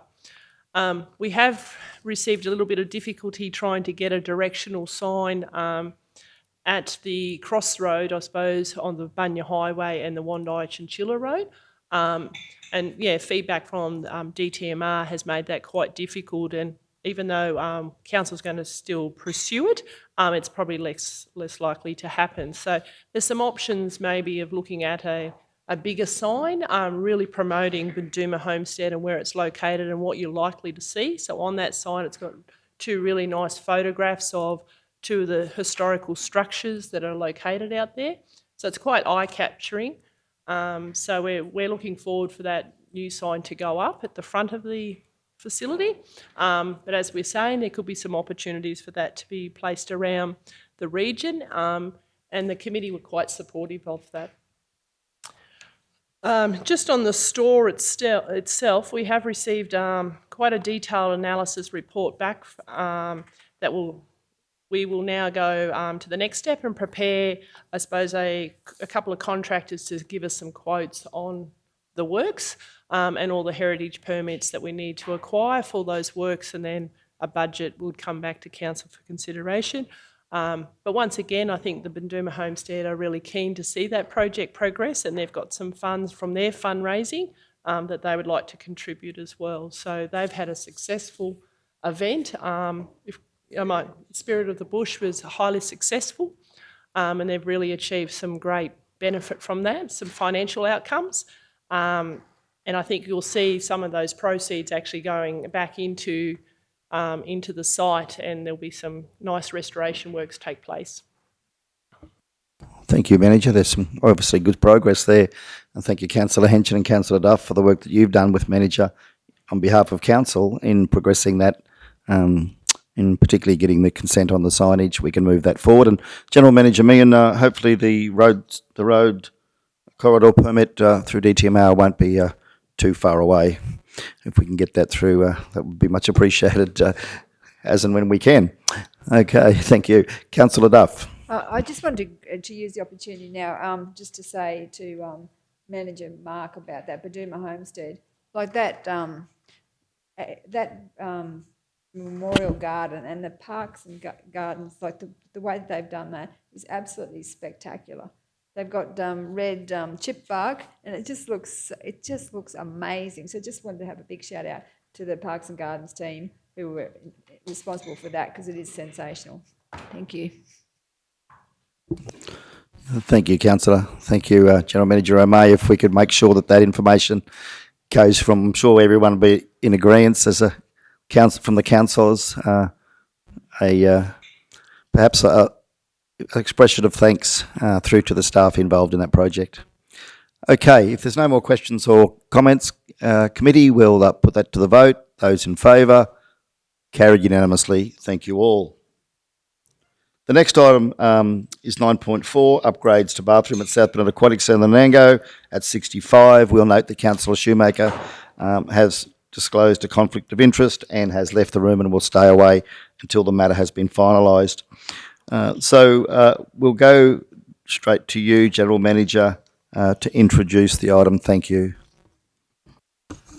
Yeah, thank you. Through you, Mr. Mayor. So this was an item that originally we gone out expression of interest. We didn't envisage it being over the $200,000 threshold required to go to tender. All of the expressions we got back were over the 200,000, so we've had to recall and go out to public tender. So this is the receipt of those tenders. So yeah, certainly with the building industry, pricing is at a premium at the moment. So we've certainly got a lot higher prices than was originally considered, and I believe also this actually includes introducing a second disability bathroom into the facility down there. So that's also included in this tender. And yeah, so the assessment is there. We've got a recommended tenderer. We did have 2 tenders from local suppliers, and we have included a 5% local supplier margin as per council's procurement policy. However, both of those tenders still well in excess of other tenders received. So we have got the recommended tenderer there is in the recommendation that we award the tender to Campbell Construction Company. General Manager. So, sorry, continue. I'll probably just say the other Peter. one. We did have one lower tenderer than is recommended, but they wasn't included a returnable schedule, and they also had a number of restrictions on their tender. So there was a lot of works that weren't quantified that they were pushing back to council to be responsible for. So we had serious concerns with the lowest tender that there would be a number of variations to come through. So it's been assessed below the tender C. That, yes, identified there as tender a D, correct? Is that correct, General Manager? Yep. Yeah. Okay, yeah, thank you for clarifying that. Okay, so we have a recommendation here that the committee recommends to council that South Bennett Regional Council award tender SBRCQ 20/21-122 to Campbell Construction Company for the South Bennett Aquatic bathroom upgrades as per their tender price. Do we have a mover? Thank you, Councillor Froloff. Seconder? Thank you, Councillor Potter. Councillor Froloff, would you like to speak to that first of all, and then we'll go to other councillors? Thank you. Thank you, Mayor. Yeah, when we originally had budgeted 90,000, and the first tender prices, they were in there, what, 300,000 or something, the first ones. And that I do understand that there is a lot of supplies that have gone up in price during COVID, like materials and that. But this needs to be done. It's just a shame that the tenderers are so dear, but it does need to be done, and it will be a massive benefit to the South Bennett Aquatic Centre. Thank you. Thank you, Councillor Froloff. Councillor Duff. Thank you, through you, Mr. Mayor. Just a question on the procurement. I was of the belief, and I've been also asked by Councillor Potter, that we thought the local supplier margin was 10%, not 5%. Can I clarify, Councillor Duff? Over 200,000, our policy prescribes 5%. So that is consistent with our policy, yes. But thank you for the question nonetheless. Yeah, so under 200,000, 10%, over 200,000, it's 5%. Yep, okay, thank you. Councillor Jones. Yeah, thanks, Mr. Mayor. I completely support Councillor Froloff's comments. This is and I know we're in a position where the money and the ability of like tradesmen and all that sort of stuff. And I know it's a disability bathroom and all that sort of stuff, and it certainly needs doing, but it's without we've sweated it as far as we can, basically. We can't extend it. It needs to be done, doesn't it? Is basically what I'm asking, because I totally support Councillor Froloff, but it is mind-boggling that we're talking 90 going up to 290 and contractors and all that, and I totally understand it, but I do believe that some of these people may be certainly taking advantage of the occasion, and good luck to them. That's the situation that we're in. But yeah, I just want to make it quite clear, I'm fully supportive, and I'm totally 100% behind Councillor Froloff and the upgrades and all that, but just, yeah. Look, yes, it is very difficult, and we have received 5 tender prices there, and they're all up in that margin. So that's what it's costing today for materials and services and contractors to come in. So unfortunately, they're the sorts of prices that it's going to cost. In terms of the functionality and the need for that site, I mean, we have seen a huge increase in the utilisation of the swimming pool, the hydrotherapy pool. And I think that has been through the managers, but also the community can see that there is a facility there that can actually support disability and people also coming out of operations and injuries and recovery. And they're seeing that the hydrotherapy pool is a site where they can utilise for that as well. So what that does is put major impact back on our bathrooms, because our bathrooms aren't adequate to support the number of visitors that we're getting that need that larger bathroom for a carer, maybe a wheelchair or some other sort of specialised piece of equipment for them to actually get into a room and get changed and then showered and changed back into their day gear. So second bathroom is certainly well needed for a facility like that when you've got a hydrotherapy pool and people are increasing the usage of that pool. So not having it yeah, it's just making it really difficult. People that do come out of the hydrotherapy pool would have to wait, and sometimes there is a lineup of people waiting until that particular bathroom is free and available for them to utilise. So it's impacting on their day and I suppose their time that they've got. And also carers need to get back and get their, move on to the next patient or the next client that they may have. So it sort of has a ripple effect. So, it's about helping the community. Thank you, Manager. Councillor Jones. Yeah, that's the information that I required, Manager Peterson. That's it's certainly I fully support it, and this council's all about being an all-inclusive region. So it's a large amount of money, but you're certainly justified and it certainly needs. So I'm fully supportive of this going forward. So yeah, thank you. Thank you, Councillor Jones. I might just also speak on this one. I share Councillor Jones' thoughts about the fact that, it's a lot of money, so thank you for clarifying that. However, as Councillor Jones has also pointed out, inclusivity is one of our strategic priorities in our new corporate plan, and this pool is a significant facility, not just for the people of the Nango, but from people right across the region that use the South Bennett Aquatic Centre in the Nango, and it's I would have thought one of those really high, in terms of community benefit, it's a very high value asset that I believe it's worthwhile investing in, and I would support Councillor Froloff and Councillor Jones in certainly wanting to absolutely commend this recommendation to the committee. Councillor Duff. Thank you, Mr. Mayor. Yeah, I'm supporting this. I agree. It's an amazingly large amount of money, but the people use the Nanango Aquatic Centre from right across the region. Like people, I know the Boston people, there's a lot of them they depend on it, they love it, they carpool to get across to it. So yeah, it's not just Nanango people benefiting, it's the whole region. So I agree that we need to progress this one. Thank you. Thank you, Councillor Duff. Councillor Froloff as the mover, any concluding comments before we go to the vote?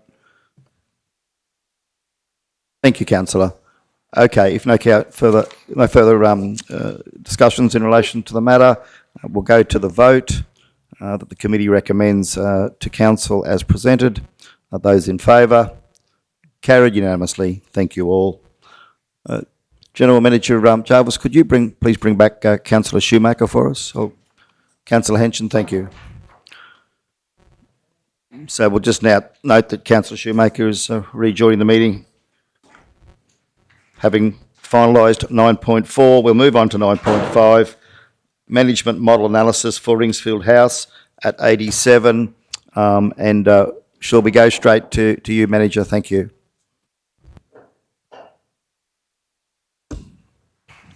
All right, thank you, Mr. Mayor. Just presenting this report. I mean, I know it's an extensive report and there's a lot of detail in all the different management models that has been prepared by our department. What I'd like to do is just in summary, and then if need be, we can go into greater detail. But in summary, what we have tried to do is do a fair bit of extensive research on what sort of management models have been utilised by other local governments or committees to manage tourism and heritage facilities. So we have looked across the region, outside of the South Bennett, into Western Downs, Gympie Regional Council and the like, to have a look at how they manage other facilities. So having a look at how they manage the Rattler in Gympie, we've had a look at how they manage Gendarian Woolshed, the Empire Theatre, and looked at how they have set up those committees and how they continue to bring on the community and volunteers to participate in those sorts of committees as well. So from there, we were able to develop up a small working group, and some of the councillors have been part of that working group where we analysed some of that information. Then we were able to have a look at categorising the management models into 7 different models. So you'll see there in the report that there were 7 different approaches: an advisory group, a social enterprise and services hub, a management group overarching an existing incorporated organisation, a company, an incorporated association, a property management company or a private lease, or a council-operated facility. So we went through and we've done the pros and cons, the disadvantages and advantages for each of those sorts of management models. We've looked at risks, we've looked at timelines, the effort and the financial implications that may occur for council on each one of those models. From that, we've then been able to probably make a recommendation here today for council to consider. Looking at an advisory group is probably what we would recommend as one of the preferred methods going forward for Ringsfield House. This sort of advisory group would be made up of a number of positions where the community would be invited to participate in that advisory group. We've talked about what are the main things for the next 2 years that we believe is important for the advisory group to establish, and that's like a strategic plan, like a business plan, a landscape plan and an event plan for Ringsfield. So everyone is on board on what needs to happen to actually get the facility reopened and back up and operational for the community. The advisory group would talk about and work out how to reopen the facility, and then they would be responsible in providing quarterly updates to the portfolio councillor and back through council meetings. So one of the suggestions that we have got is to start to form this group is having a look at the positions, but actually having an information session with the community where we would talk through what an advisory group would be made up of, the terms and reference of that advisory group, the types of positions and the things that those positions would be responsible for. So there's skills that they're required as well to actually do that. And we would be encouraging new people to come to the table to be part of that group. It doesn't necessarily have to be individuals from the Nango. This is a facility for the South Bennett and wider region. So there could be people out there within the South Bennett or even outside the region that might want to be part of this advisory group to see this heritage facility, tourism facility get up and reopen. So, yeah, the idea would be that we would go and have an information session once council adopts the preferred management model, and we would actually have that information session in the Nango, but also we'd have something digital as well. So we'd set up some sort of Teams meeting where people that outside the region or from universities or who knows where may want to participate, and they can dial in and be part of this information session and get a greater understanding of what an advisory group would look like and what are the positions that we would recommend to form this group. So going forward, we would hope to have something adopted, some information sessions, run a recruitment type process, and then get some sort of advisory group up and operational well and truly before Christmas, and on track to reopen the facility as soon as possible. Thank you, Manager. The recommendation as presented to the committee is that the committee recommends to council that an advisory group management model with the attached terms of reference be adopted, that the advisory group consists of the following structure: chairperson, booking and event coordinator, gardening advisor, marketing and tourist advisor, volunteer manager / museum curator, social services / community development advisor, and 2 councillors. And the advisory group are to develop a strategic plan that incorporates a business plan, landscape plan and event plan and schedule, reopen the facility for community use, and provide quarterly updates to the portfolio councillor. And the advisory group is to conclude its duties by 30 June 2023. Do we have a mover? Thank you, Councillor Fryloff. A seconder. Thank you, Councillor Shoemaker. Councillors wishing to speak for or against the motion. Councillor Fryloff, as the mover, would you like to speak to the motion? Thank you. Thank you, Mayor. I think this is a great idea that we've General Manager Leanne has done. I know that the community, especially in Nango, they can't wait to see it reopened. There's been numerous people asking why it hasn't been open yet, and we don't want to rush this. It did go out for community groups to take it over, but we had to seriously look at what was the best for Ringsfield House, and I believe this is the best option. And I think if we can get this up and running and working properly, it'll just be fantastic for the house and the surroundings and the community. Thank you, Councillor Frolov. Other councillors? Councillor Shoemaker. Yes, thank you, Mr. Mayor. Certainly, I agree with what Councillor Frolov's stating. Not only is Ringsfield House a critical asset for our community in terms of social interaction and what it gives in terms of really highlighting our rich history in Nanango, but it also has such a giant tourism prospect there as well, beyond the social outcomes. So I'm really excited about this model. I have read through this carefully, and I'd really like to acknowledge the work that's gone in behind the scenes to really explore all of the options for council, because we know this was a very difficult decision to make, and we know there's been a number of attempts to really open Ringsfield House up to our community. So I'd really like to acknowledge the work that's gone in behind the scenes, the many conversations that have led us to this point.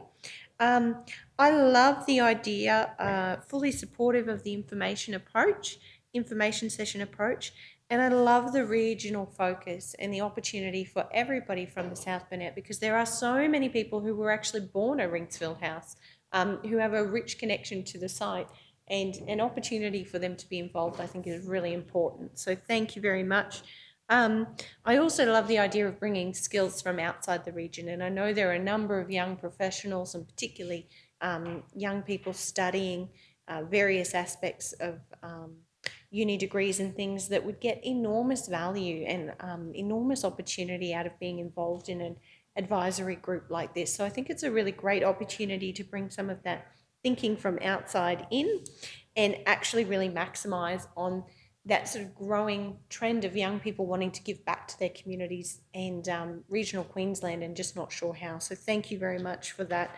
I'm fully supportive of this approach. I think it's a great way in terms of empowering and enabling our community to really have a giant say in the operations of Ringsfield House, but also to do it in a sustainable and responsible way so that we're not burning people out. I think that advisory group setup and the terms of reference that are put forward are excellent. I think it's on the money, and I really look forward to seeing this group, particularly that focus in terms of starting out with their strategic plan. I think that's so important and something that perhaps has been missing from Ringsfield for a long time. So an opportunity to bring key players to the table and then to really unpack how they see the future of Ringsfield House and the place and role it will play in the South Bennett going forward. I think it's a great approach, and I'd certainly like to acknowledge the work that's gone into bringing this to the table. Thank you very much. I know no stone has been left unturned here. You and your team, Leanne, have worked exceptionally hard, so thank you very much. I'm fully supportive of this recommendation. Councillor Potter. Thank you, Mr. Mayor. I'm just grateful that we got the Arts, Culture and Heritage Policy up in time for this to be going ahead, because this aligns with the Arts, Culture and Heritage Policy. But it also aligns with our plan, because it's develop and implement a regionally themed arts, culture and heritage strategic plan. So we really must make sure that this is included in our strategic plan a lot when we do the arts, when we get the Arts Advisory Committee up and running, because this is something that can be included in that advisory committee then too. Thank you, Councillor Potter. Yeah, that's a good point, and I might just touch on that myself shortly. Councillor Duff. Thank you, Mr. Mayor. Yeah, this has been a long time coming, and I agree that we need to get something happening. I'm supporting the advisory group, because I think that's in keeping with what we're doing right across our region. We've got other advisory groups. I'm just, and I also hope that we can attract people from outside the region and from beyond Nanango. Baduma Homestead is an example of that, because most of the people who are on that committee actually don't live in the area. A lot of them are outside the region. The only thing that I just am a little concerned about is that I just hope that through the consultation that we bring on board all those community groups in Nanango that are actually passionate about the facility, because I think while there's people coming from outside the region, those people who live and breathe Nanango will probably have their heart and soul in it. So I just wanted to flag that when we do this, we need to really make sure we bring the community groups on board that have expressed interest in being part of this process. So that's just my just flagging that the consultation and how we present that to the community is going to be key to the success, I think. Thank you. Thank you, Councillor. Manager, just in terms of that, the terms of reference, I would imagine, would provide scope for extensive community engagement through the work of the proposed advisory group, Mr. CEO. May I just, and my apologies, I missed it when we did the recommendation. Can we just drop management model out of the recommendation? It's an advisory group, because the old terminology of a management committee doesn't, if it's constituted under our Act, so the advisory group. So if management model's left in there, then it just gives a different connotation to the recommendation. I know what you mean, but yeah, I should have picked it up in the proofing. I'm sorry. Yeah, thank you, Mr. CEO. Just on this one, Councillor Jones, you haven't had a chance to talk yet, have you, on this? All right. No, so sorry. I completely support this. I think there's a lot of value in getting some external advice, and I can see the body of work here for the advisory group is about putting together a model that's going to take Ringsfield House into the future in the long term. So let's put some proper, let's do proper research, get experts in certain fields involved. So congratulations and thank you to everyone that's been involved in getting us to this point. And I'm sure, as Councillor Duff has raised, Manager, there will be certainly that community involvement with the community groups throughout Nanango as part of the terms of reference of that work. So I can see you nodding, so I assume that would certainly happen. The only thing I was thinking, just in terms of councillor involvement, being an advisory group, I'm just wondering what the committee feels about having the portfolio holder as the chairperson, and then having the Councillor Potter as the community and heritage portfolio holder as one of the councillors, and Councillor Froeloff, of course, as the divisional, as the local Nanango councillor, as those two councillors. That's just an idea to put forward. So I just want to put that out there and just see what the thoughts of the committee is before we progress. Unless, Leanne, you had other thoughts as to who should chair that, I'd be guided by you, unless you wanted to go for an independent chair, or what were your thoughts around that? We were probably looking, originally we were looking at independent chair and having two councillors part of as the advisory group. But, that's open for discussion. That's up to the councillors to decide. I guess the other option would be, if you went with an independent chair, could we actually have three councillors then? So that I'd just like to see Councillor Potter brought in. Councillor Duff's the portfolio holder. Of course, Councillor Froeloff is the Nanango councillor, or well, at least for the major part of the Nanango, Councillor Jones.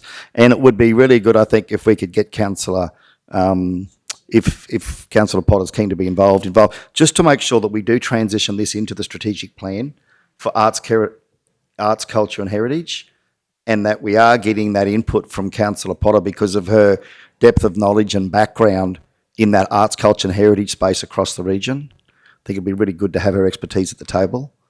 So, I mean, either way would be fine, but I'd like to see those three councillors involved if possible. I might just go first, Councillor Jones, I might just go to Councillor Froeloff as the mover to see what your thoughts are on that. It would just require us that we just tweak that motion. So, keen to hear your thoughts, yeah. Yeah, thank you, Mayor. Actually, I was more looking for independent chair. So it doesn't look like council is taking over the house, that we work with. If there's an independent chair, then it doesn't look like, well, what we say goes. So I'm more thingo to an independent chair. I think I'd take your advice on that, Councillor Froeloff. My learned colleague, you had a good understanding of what you're trying to achieve. I haven't been involved in the process, so yeah, that would make sense. So that being the case, is it possible, Councillor Froeloff, how would you feel if we were to put three councillors, including portfolio holder for facilities, portfolio holder for arts, culture and heritage, and Councillor Froeloff as the divisional councillor? Can we actually prescribe that in the motion? Are you comfortable with that, Councillor Froeloff? I'm comfortable to be a part of Ringsfield House. So I just definitely, I totally agree that Councillor Potter and Councillor Duff, but also Councillor Shoemaker has been a part of this too. So we're just about going to have all the council on this. So Yeah, and thank you, Councillor Shoemaker, for contributing. I guess we don't want to overwhelm, though, the committee by having too many councillors, as you're saying. So unless Councillor Shoemaker had a desperate desire to be involved, would we be better just to keep it to 3 councillors? Yeah, Councillor Shoemaker? Yes, thank you, Mr Mayor. I'm mindful Councillor Jones hasn't spoken yet. You're good. I do, we had some, it's been great to just sort of get a bit of insight into this process, actually, great learning opportunity. And I do tend to agree with Councillor Froloff, and I know the working group had discussed this, an independent chair just offers an opportunity for us to really think a little bit more broadly and to ensure that this advisory group really is about empowering our community to take hold of Ringsfield House, to own it, and in owning it, from all of the feedback that's been received around the management models, it's really about if there's that broad community ownership, then the success of this model is more likely to work. Certainly, I think it's got tourism elements, and by all means, I'd love to be keep a finger on the pulse and an update through the council committee meetings, but I don't feel a need to actually be a part of the advisory committee. I'm probably wanting to focus more on the Regional Development Advisory Committee, but thank you for the opportunity. I do think, I do hear what you're saying in terms of having a broad councillor contingency. I probably just wanted to ask the question of CEO Mark, just in relation to advisory groups. It was my understanding that you have appointed councillors who are actively involved in the advisory group and sit around the table, but then any councillor really has an opportunity to attend a meeting or to get an update in relation to the activities of the advisory group. Am I right in thinking that, or is it different? Oops, we're on. Generally, once it's constituted as a formal advisory committee, the invitation goes out to its members. If a councillor was planning to attend, well, then they would inform the chair and they would be there as an observer only without participation. But courtesy, which I'm not disagreeing you wouldn't, but courtesy would be you wouldn't just rock in, you would inform the chair. Then if there was a matter that the group wished to discuss in camera, for want of a better term, but they would have that opportunity. But if a councillor certainly was desperate to come along, they wouldn't have voting rights, but they would certainly be able to request attendance as an observer. I just think, thank you for that update. To be honest, I actually think having the 2 councillors sit there, just with the numbers, like we've got 6 roles and then 2 councillors. If we had 3 councillors, that's 9. So your numbers get a little bit tricky. Yeah, I'm probably thinking it might be more of we might have to think about what councillors we appoint to that, but maybe 2 is the right number, to be honest. And I mean that with utmost respect. I can see certainly properties and arts and culture could provide feedback and advice to that advisory committee. I think because of Councillor Froloff's rich connections with the Nanango community, it's important that she sits on the committee. But perhaps the other role, both Councillor Potter and Councillor Duff can discuss that between them and find out what's the best. Yeah, option. thanks, Councillor. Look, I think I would tend to speak strongly that this would be a portfolio. I probably should have thought, yeah, you've got tourism too, Councillor. So, but look, if this was a regional development advisory group, I imagine the portfolio holder you'd want to be on there. So, or if it was tourism, or if it was water advisory group, Roz would want to be on it. So, I think it's only fair as portfolio holder that Councillor Duff, if we're going to have 2, should be one of those because it is her portfolio, and that Councillor, that's just my view, and Councillor Froloff would be the other one. Perhaps Councillor, if that's what the committee feels, then perhaps Councillor Potter could then sit in as an observer if she chose to and provide input. If we wanted to go with 2 rather than 3. But look, I'll be guided by the committee. What are your thoughts, Councillor? Oh, I might go to Councillor Jones first. You've been waiting for a while, and we might come back to you, Councillor Potter. Councillor Potter, what are your thoughts? Is that something where you see being involved in the committee or as an observer? Keen to hear your thoughts from Arts, Culture, Heritage. Mr Mayor, I think this is something we'd probably need to discuss sort of after the meeting's closed. I think I'd like to sit down and have a discussion with the other councillors about it because, you know, I was invited to one meeting back in April and I've not been invited to any other meetings since with regards to Ringsfield House. I was unable to attend that one due to an arts meeting I had to attend, but I really think that this being a heritage building, we've had arts groups wanting to use the building space for different things. So I think this is a discussion I'd like to have with the councillors out of sort of...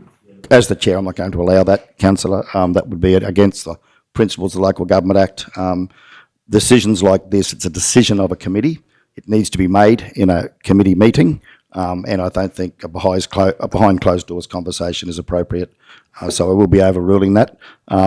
This needs to be... So we can either lay this on the table or we can resolve it as it is there, and then the membership can be determined at a future standing committee or at the general meeting if that's the way the committee wants to go.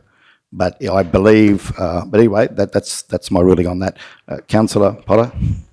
Thank you. Well, then I suggest we pass this as is and then bring it back to a later meeting like we've done with the Arts Advisory Committee, Arts, Culture and Heritage Advisory Committee. We've brought that back to a later meeting with actual names on that. Thank you. So that being the case, we'd leave it as is. Councillor Jones, your thoughts? Thanks for waiting. Look, I don't disagree with anything that's been said in all the other councillors. What I'll say is this is the easy part. This has been the easy part, and I know how much work has gone into this, but the council has a lot of work still to go because we have to... A question to the manager and the councillors that have been involved: what's the process we're going to go with and who's going to elect the chairperson and the other positions? How do we get to that advisory committee and those people that are going to fill those positions, where they come from and all that?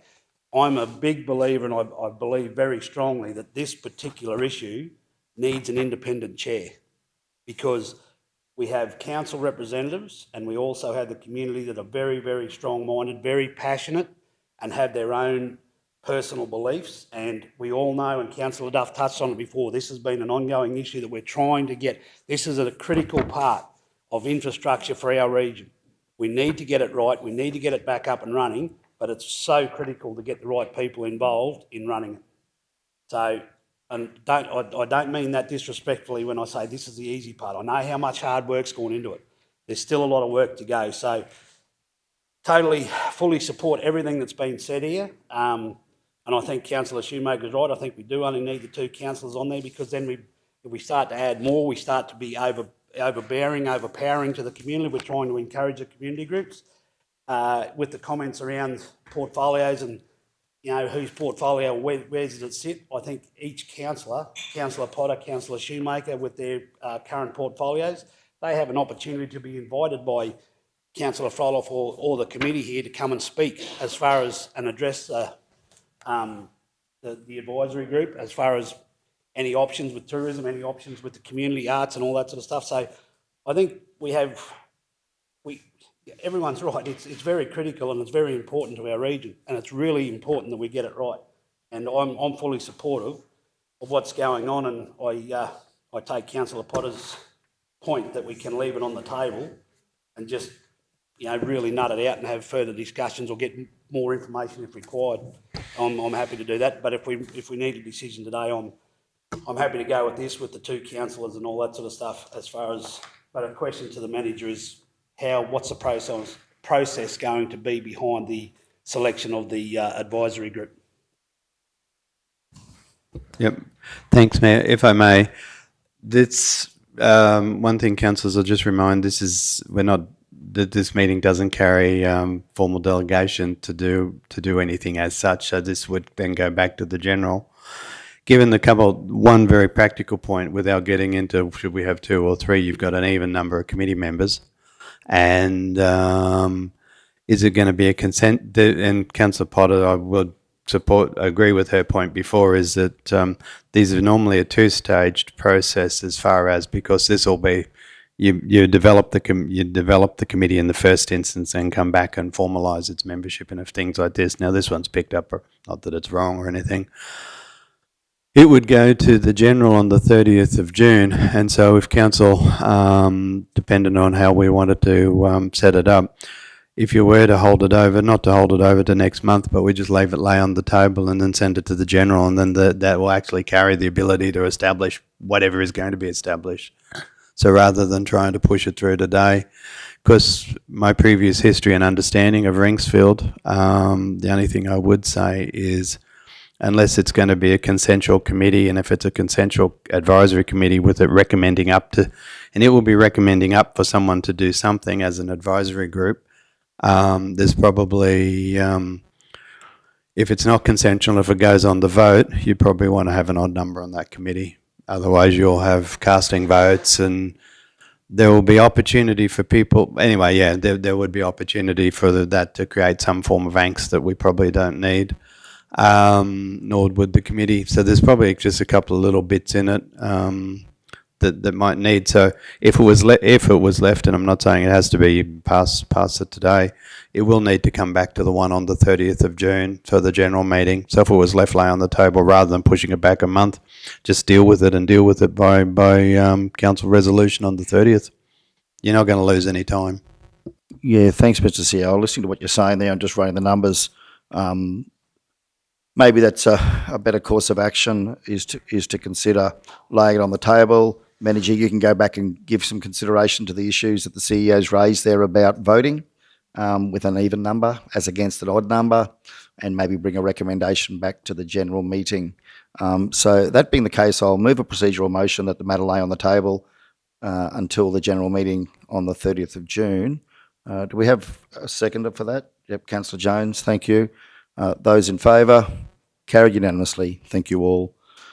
Thank you, Mr. CEO. Thank you, Manager.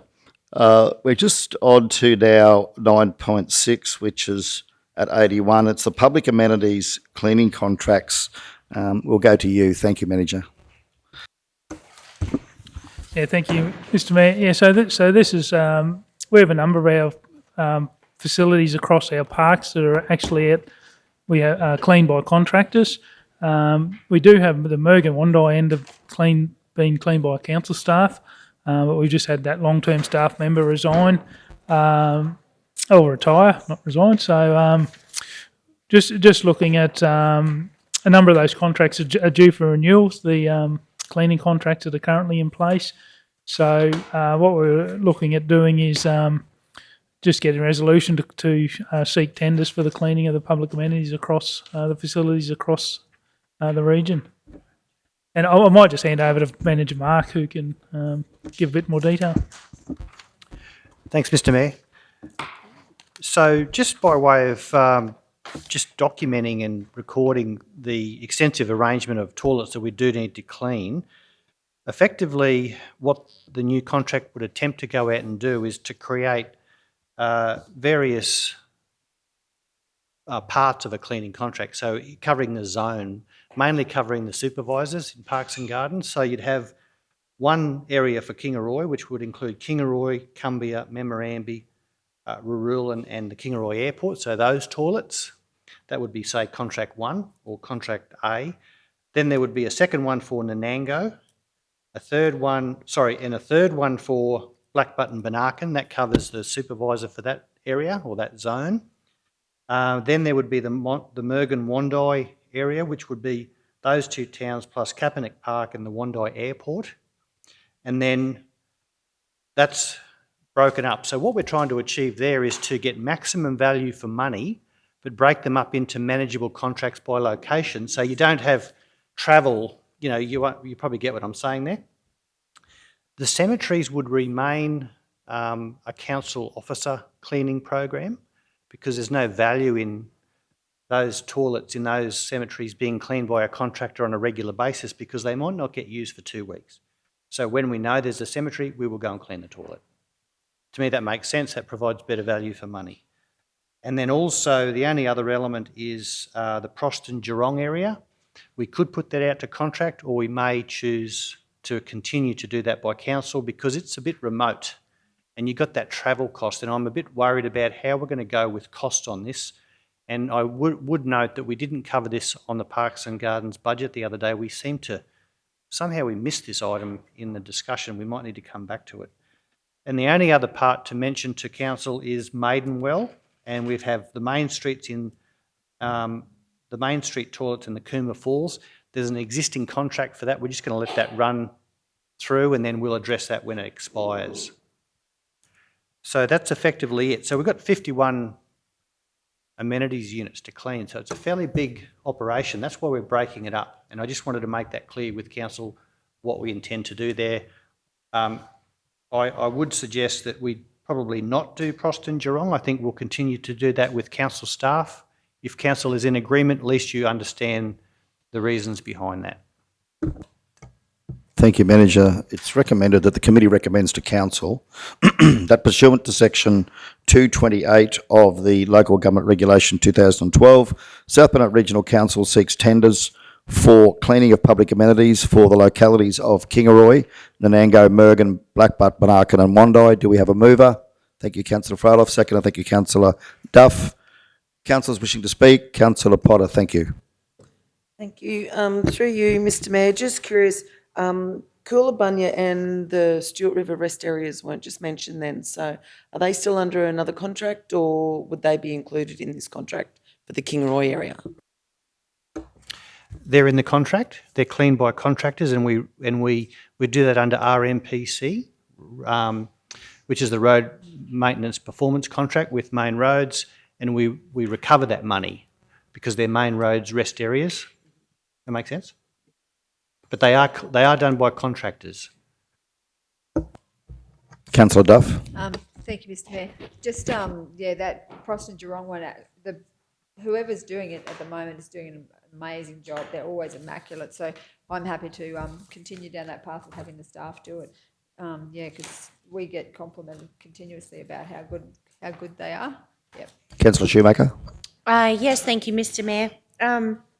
I'm actually not supportive of this recommendation at this point in time. No doubt council has done the work before, but from the budgeting process that we've been to, we actually spend a lot of money with local contractors, and it does actually make me wonder. We've got 34 Parks and Garden staff who are already quite stretched. I'm probably more interested in understanding the costs of contracting versus the cost of actually employing a team or a person in different Parks and Gardens crews to actually do this work. I'm not going to support this motion, not because I don't support the approach. I just want to actually understand more about the costs of contracting people to do this work, because to be completely honest with you, a lot of the toilet facilities around Kingaroy, I have had complaints from residents from time to time, and I would like to better understand. I think there's an opportunity to set our service level and our standard and then resource that effectively. So I don't want to jump to the end result, which is contracting, putting this out to cleaning contractors to pay an enormous amount of money for external people outside of council to deliver a service. I think we have more control over the service if we're employing people, and it's also an opportunity for more local people to have employment with council. So I'm not going to support it at this point in time, because I would like to do more work around that. And certainly if council's done that work before, which I imagine it has, because I know there's different arrangements in different towns, I'd like to revisit that before we lock ourselves into going out for tenders. So that's my position on this at this point in time. Thank you, Councillor Shoemaker. Councillor Jones. Yeah, thanks, Mr Mayor. Just in regards to, I totally understand where Councillor Shoemaker's come from, but I just want to, Councillor Duff just telling me that the Proston and Geelong toilets exceptional. I've got to say the Maidenwell toilets exceptional. They're contractors and they're small communities travel. Not arguing that we can look at the major towns, whether or not we can do something there, employ a team or whatever. And I know, it sounds hypocritical to stand here and say, yeah, the little communities on the outskirts and all that, they're fantastic. We can look at, but yeah, I'd hate to see, not that I'm suggesting anything, but with the smaller communities, I know we've had trouble down at Banarkin and Blackbutt in the major areas as far as cleaning, and Councillor Shoemaker highlights Kingaroy. I think we've had issues in Kingaroy, Mergen and Wandai as well that we've had through our different things. So certainly agree that we could look at the major towns, but I'm taking on Manager Watt's comments in regards to the travel and all that sort of stuff to those extra, outlying communities.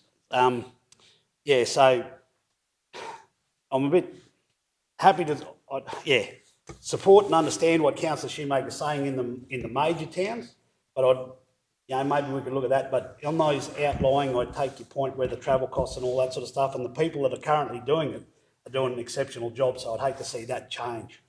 Yeah, just comments. Yeah, so Manager, Councillor Duff, have you had opportunity to speak on this at this point in time? I only spoke about just Proston, how good that was, but All right, so I'll just overall, yeah. get you to sit down. Thank you, Manager. So Geelong, I'm Councillor Shoemaker has raised my concerns on this. The Geelong and Proston facilities are being cleaned by staff at the moment, but I also appreciate what Councillor Jones is saying in that we've got to have staff travelling out to Maidenville each morning to clean the toilets, and if they're based in Kingaroy or the Nango, that's going to become problematic. So how is Geelong serviced at the moment then, and Proston? By the Parks and Gardens staff in that zone. In that zone. And Yeah. is Geelong cleaned, how often per week is Geelong cleaned?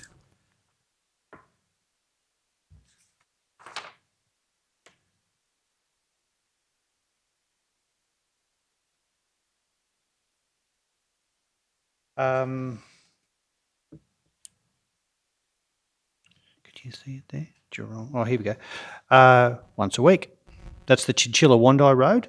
Yeah, it's cleaned on a Wednesday once a week. Okay. Rightio. No, thanks for that. I'll give you an opportunity to speak once more then, Councillor Duff, on this, and then we'll wrap up. I'm really keen to support this. I think that Acting Manager Mark has gone to a lot of trouble to work out a structure. We're looking at different things with Parks and Gardens. We're actually trying to, through this budget process, to add some additional on the ground people like to do the mowing and stuff like that. We see a shortage, but he's identified that the cleaning, it could be done better with contractors. So like I take the fact that Acting Manager Mark has gone through this, he's just lived and breathed nothing but trying to get a better outcome through the Parks and Gardens. We've had lots of complaints about the facilities in Kingaroy, in Mergen, in Wandai, and so we need to change things, we need to do it differently, and this has been what has come through the process, and I'm fully supportive of the staff in this instance to try and get this right, because I think we're talking about livability and lifestyle, and when you come into a town, the amenities, if they're not spot on, it can change whether people ever come back. And so there's been huge issues, and so I'm absolutely supportive of Acting Manager Mark in this instance. Thank you. Yeah. As a speaker against, Councillor Shoemaker, you certainly go again. Thank you. Yeah, thank you, Mr. Mayor.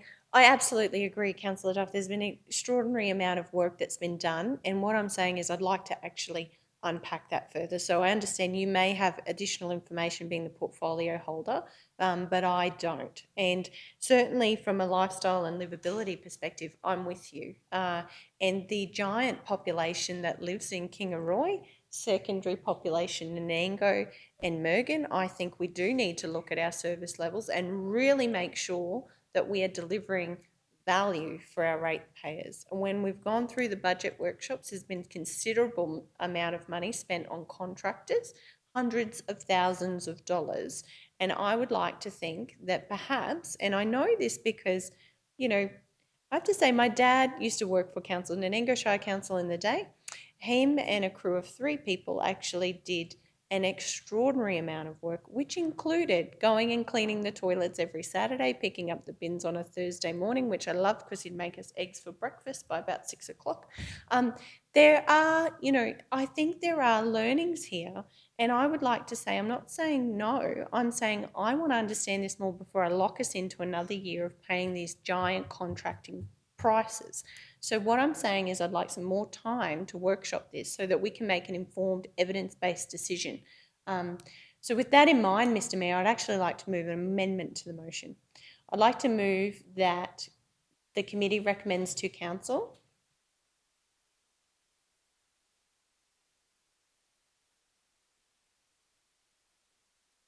that a workshop be conducted to compare the current costs of contracting cleaning services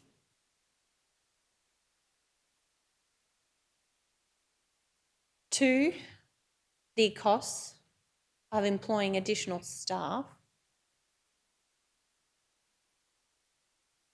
and further unpack the work of the Parks and Gardens team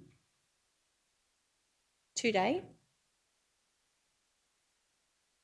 and further unpack the work of the Parks and Gardens team to date to understand the service standards for cleaning of public amenities across the South Bennett.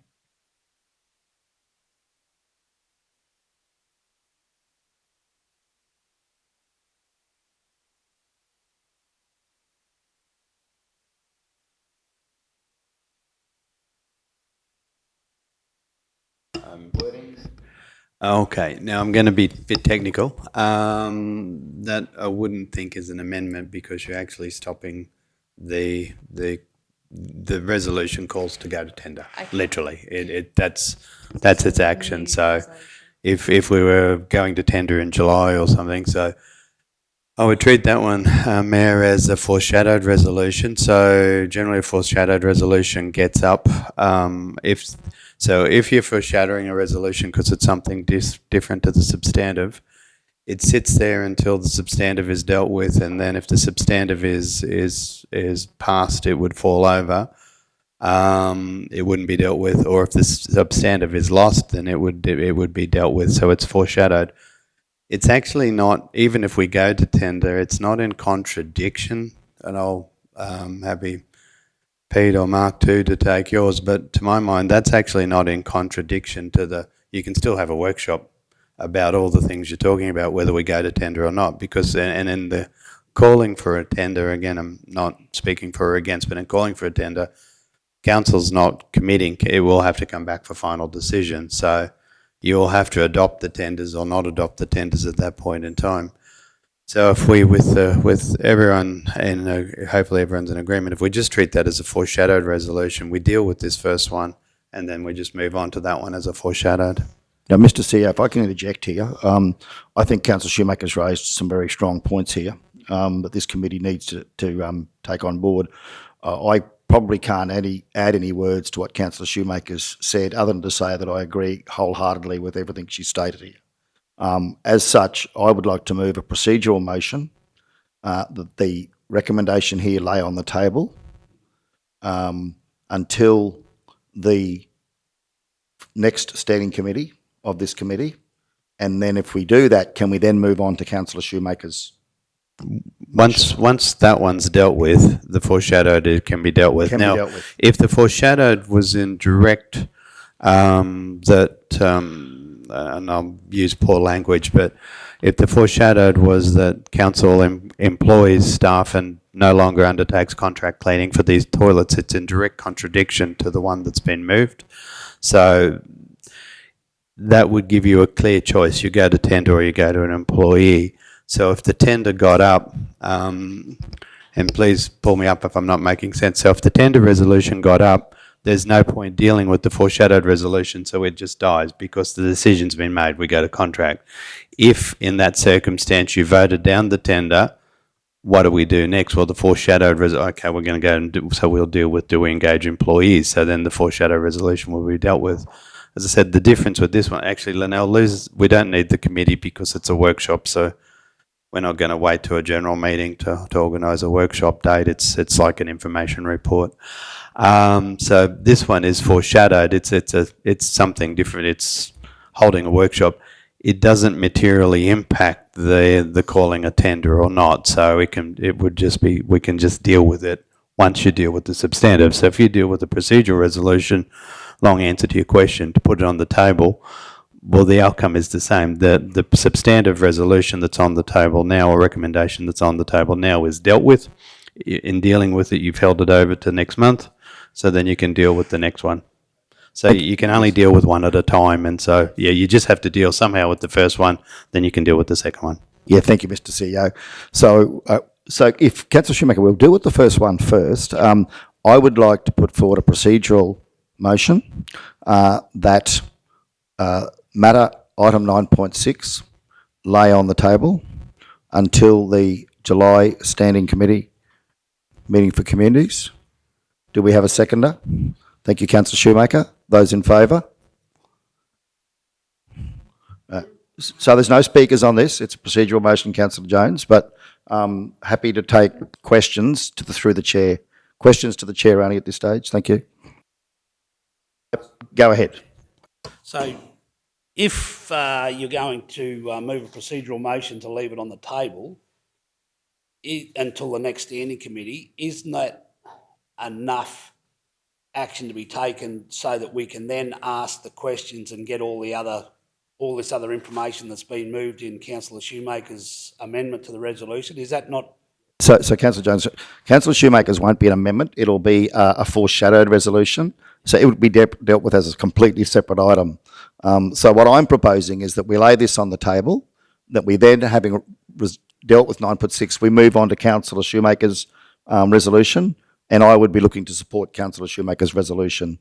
I would be certainly looking to second that and seek the support of council for workshopping this but that would be an independent motion as such. Yeah. Now, if I can have a go to it, answering Councillor Jones's questions, the information that you're talking about would be conducted through the workshop process. So yeah, so it would, so. Yeah, but it's a statement. If we put it, if it's what's been foreshadowed, so yeah, if all you're doing is documenting that you're going to have a workshop, literally, without diminishing it. Yeah. Yep. So we have a mover and a seconder.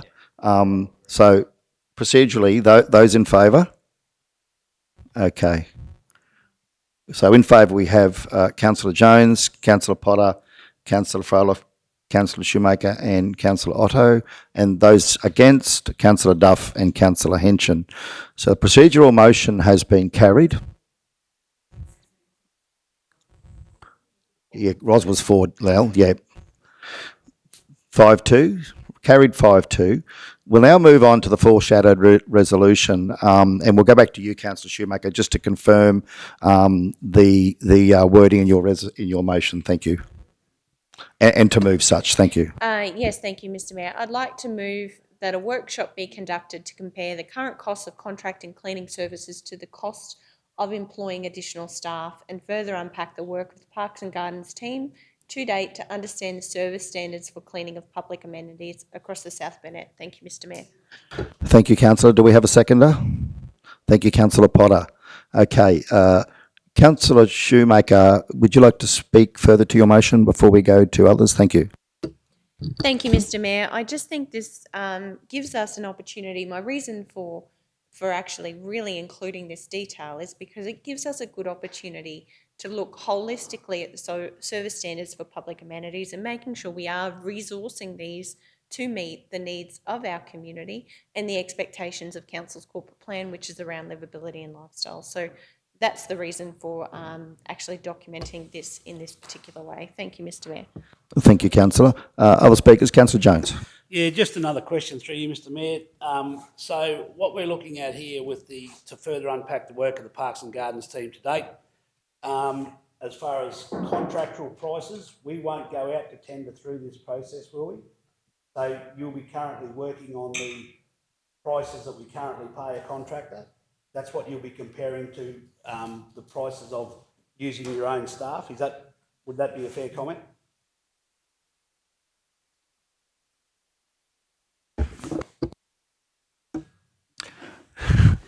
Got there.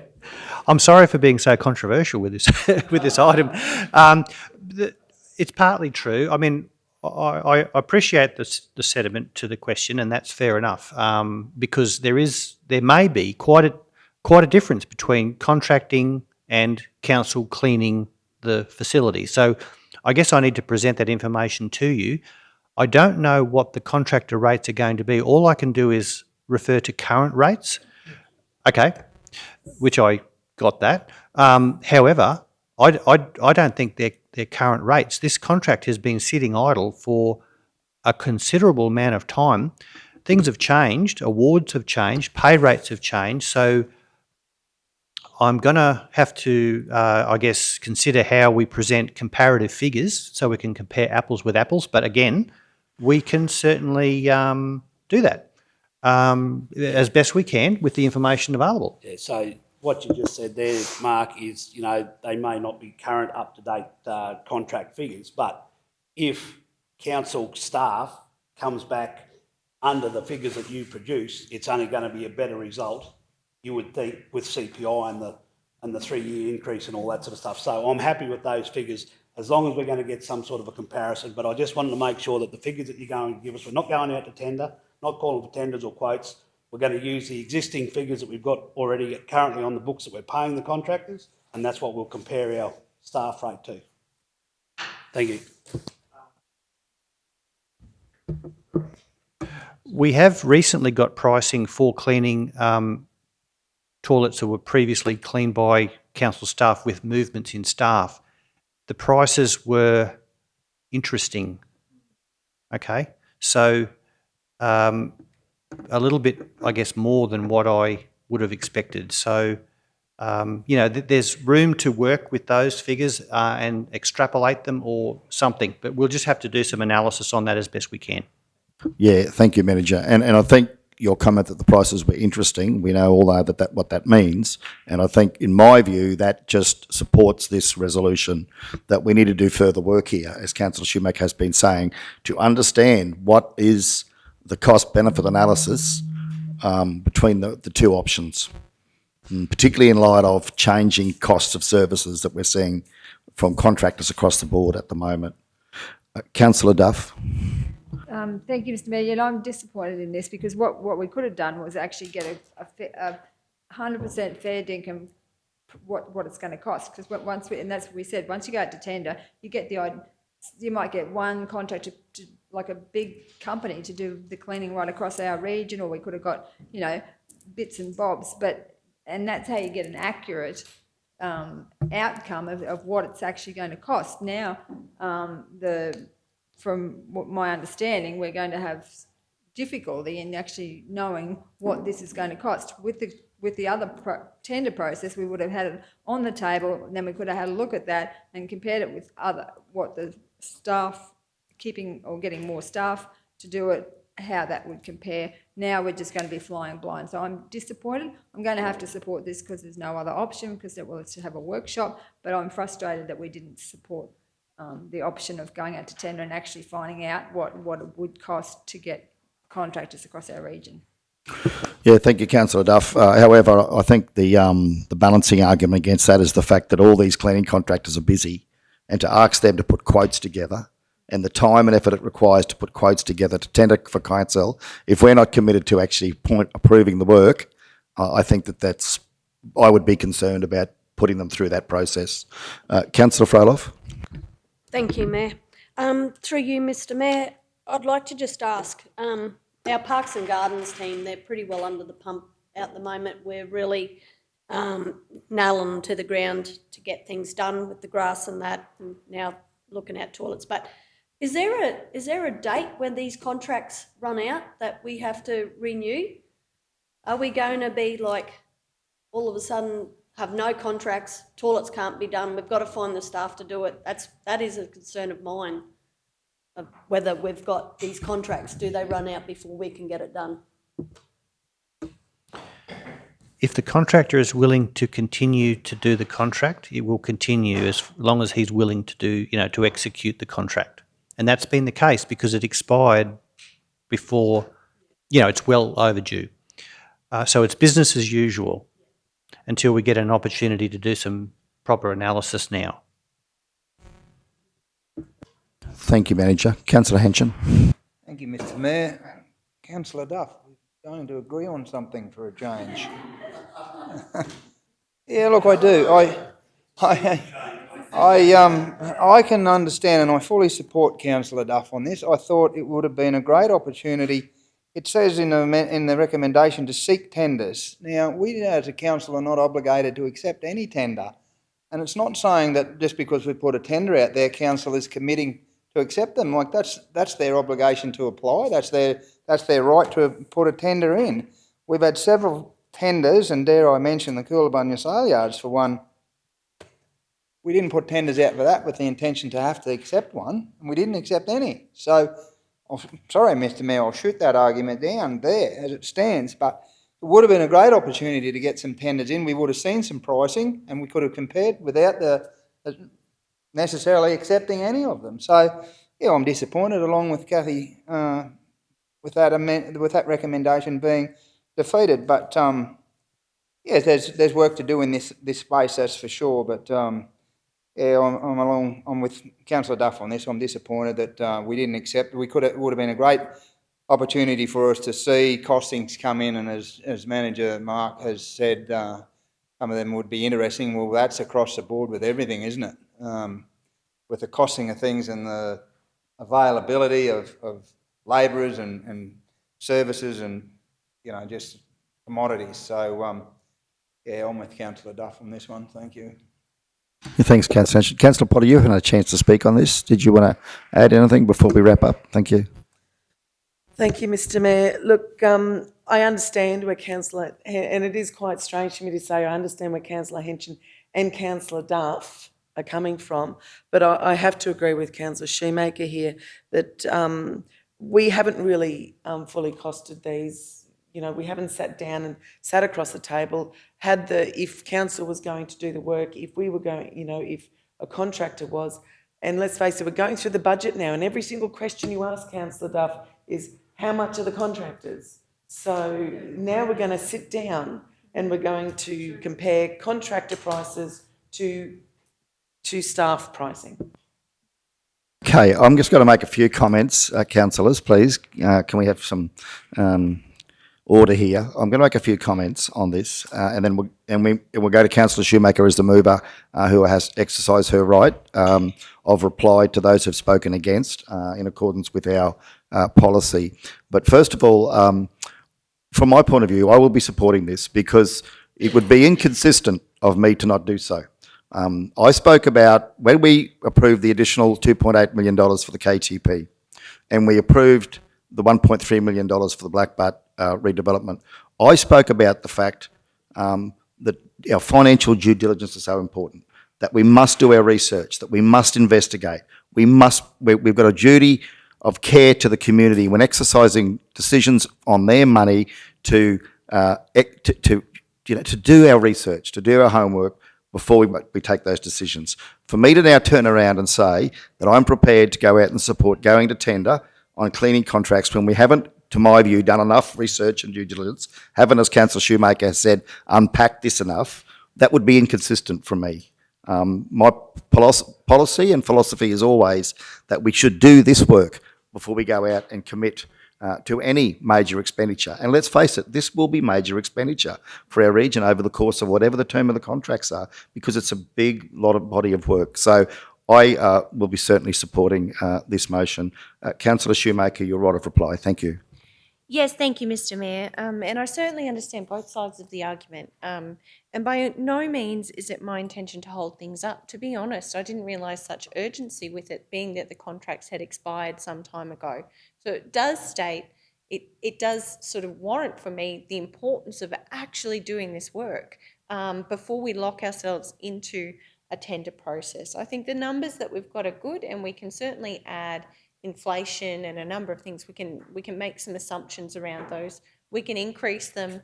I think it's important that we look at this holistically, that we don't lock ourselves into a tender process until we've done some more work on this. And by all means, I feel like I would be flying blind, Councillor Duff, if I supported going into a tender process when I didn't actually understand the service level and do my financial due diligence around that. So I feel like this is, with all due respect, I feel like this is the right approach. This is a giant contract for council. It's complicated because of our giant geographical location that we cover, and to ensure there's consistency in those service standards so the people of Blackbutt get the same service as the people of Kingaroy and the people of Geelong get the same service as the people of Nanango. I think it's very important that we do this work and actually just take some time to push the pause button, because clearly General Manager O'May and Mark Watt have done more work on this that council hasn't yet seen. So I'm fully supportive of just taking a little bit more time with these giant financial decisions. Thank you, Mr. Mayor. Thank you, Councillor. To the vote, those in favour? Carried, those against? Okay, carried 5 votes to 2 with Councillors Duff and Henson voting against. Does that make it easier, Linnell, if I do it that way? Thank you. Thank you. Good, robust debate. That's what council's about. That's what this committee's about. Good to see that we've done that very well. Thank you all. Okay, now I've got to see where we're up to. Okay, we're up to 9.7, which is the Merg and Anzac Day Commemorative Committee at 82. Mr. CEO, thank you. Thanks, Mayor. We can hopefully flip through this one pretty quickly. May I ask that the report's presented for information, so if we just deal with point 1 first. And the second one is we've had the request that council nominate a suitably qualified person for the chair. For my 20 cents worth, we didn't put it in, but it'd be the divisional councillor. So, and then we go from there. So, yeah. So Mr. CEO, just on that, feel free to ask questions. I think we should have a conversation about this before we formalise it. So the RSL, I know, wrote to me as the mayor and asked me would I appoint somebody to chair their Merg and Anzac Day committee in service. But that's actually a responsibility of council as such, is it? Is that normally, in these circumstances, it's like appointing to a range of different committees where we're requested like this by, we're council appointees to a committee, and because it also doesn't carry a conflict of interest, and because council actually by resolution appoints that individual to that role or to be that representative on that committee. So they're representing council. We do get these through periodically, as well as we do, particularly at the time of the statutory meeting, to update those lists and those appointments and those committees. Well, we probably both got the same letter, because this one just came to us as would we appoint, would council appoint? So quite, normal circumstances council appoints, because I'm not sure how we would do it elsewise if we're nominating a representative. Yeah, thank you, Mr. CEO. So, and that would apply to all across the region, would it? So all the other towns, the Anzac Day Commemorative Committee and Service, that's an appointment of council. Is that how it's done? It varies on each individual group. I mean, council participates into a range of different committees, and normally a councillor is on the committee or attends the. I'm happy to be corrected, but would attend the RSLs. Different, not just Anzac Day. Different groups run their different ways. Sometimes they ask for a formal representative. Sometimes councillors attend in their role as a councillor. This one is one of the ones where they've actually formally asked us to nominate a chair for their committee. So my understanding is that they actually wrote me a letter and asked, would the mayor appoint someone from the community to chair this committee? So at this point, yeah, my understanding was that it was previous Mr. Richie O'Neill, and he's now retiring or resigning from the role. So they want me to find someone else in Mergen from the community to chair this. Well, I'm not sure what they asked. Yeah, I was going to say, well, then in that regard, and that's the letter. It's been, but yeah, really then it has nothing to do with council. And if you're talking to them and they want to appoint, but if council is to make a nomination for the chair, it would normally be by resolution. So that being the case, and Councillor Duff, as the divisional councillor, please correct me if I'm wrong here, but that was my understanding. So what I'd be perhaps suggesting is that we actually take out item 2 and just receive item 1 as information, Mr. CEO. Yep.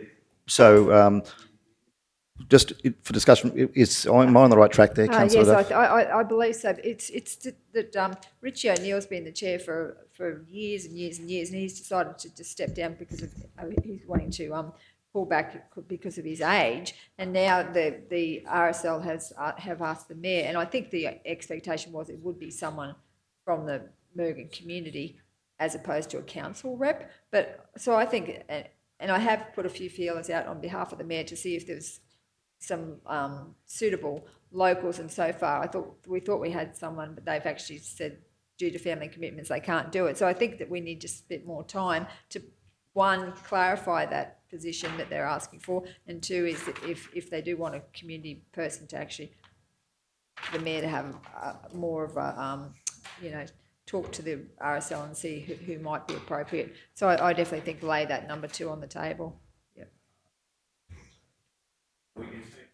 We can take number 2 out, but the way that letter reads is if, again, I don't want to sound like I'm nitpicking, but there would be no authority. If the committee wants to go and appoint its own chair on the advice of the mayor or anyone else, that's fine. If they write to us, we provide the services, assumes responsibility for these services and assistance. The moment they've written to us and asked us for a recommendation, it would be by resolution. Yeah, so, Mark, from the letter that you've received, is that what they're asking for? Because it seems to be a little bit different. Dear Brett, formerly has been chaired traditionally as a person appointed by the council. Right. The council assumes responsibility for these services with the assistance.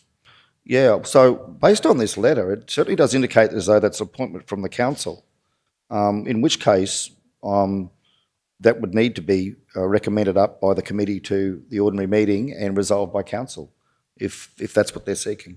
Yeah, and I would think that's probably the safe position to take, would it not, in light of that letter?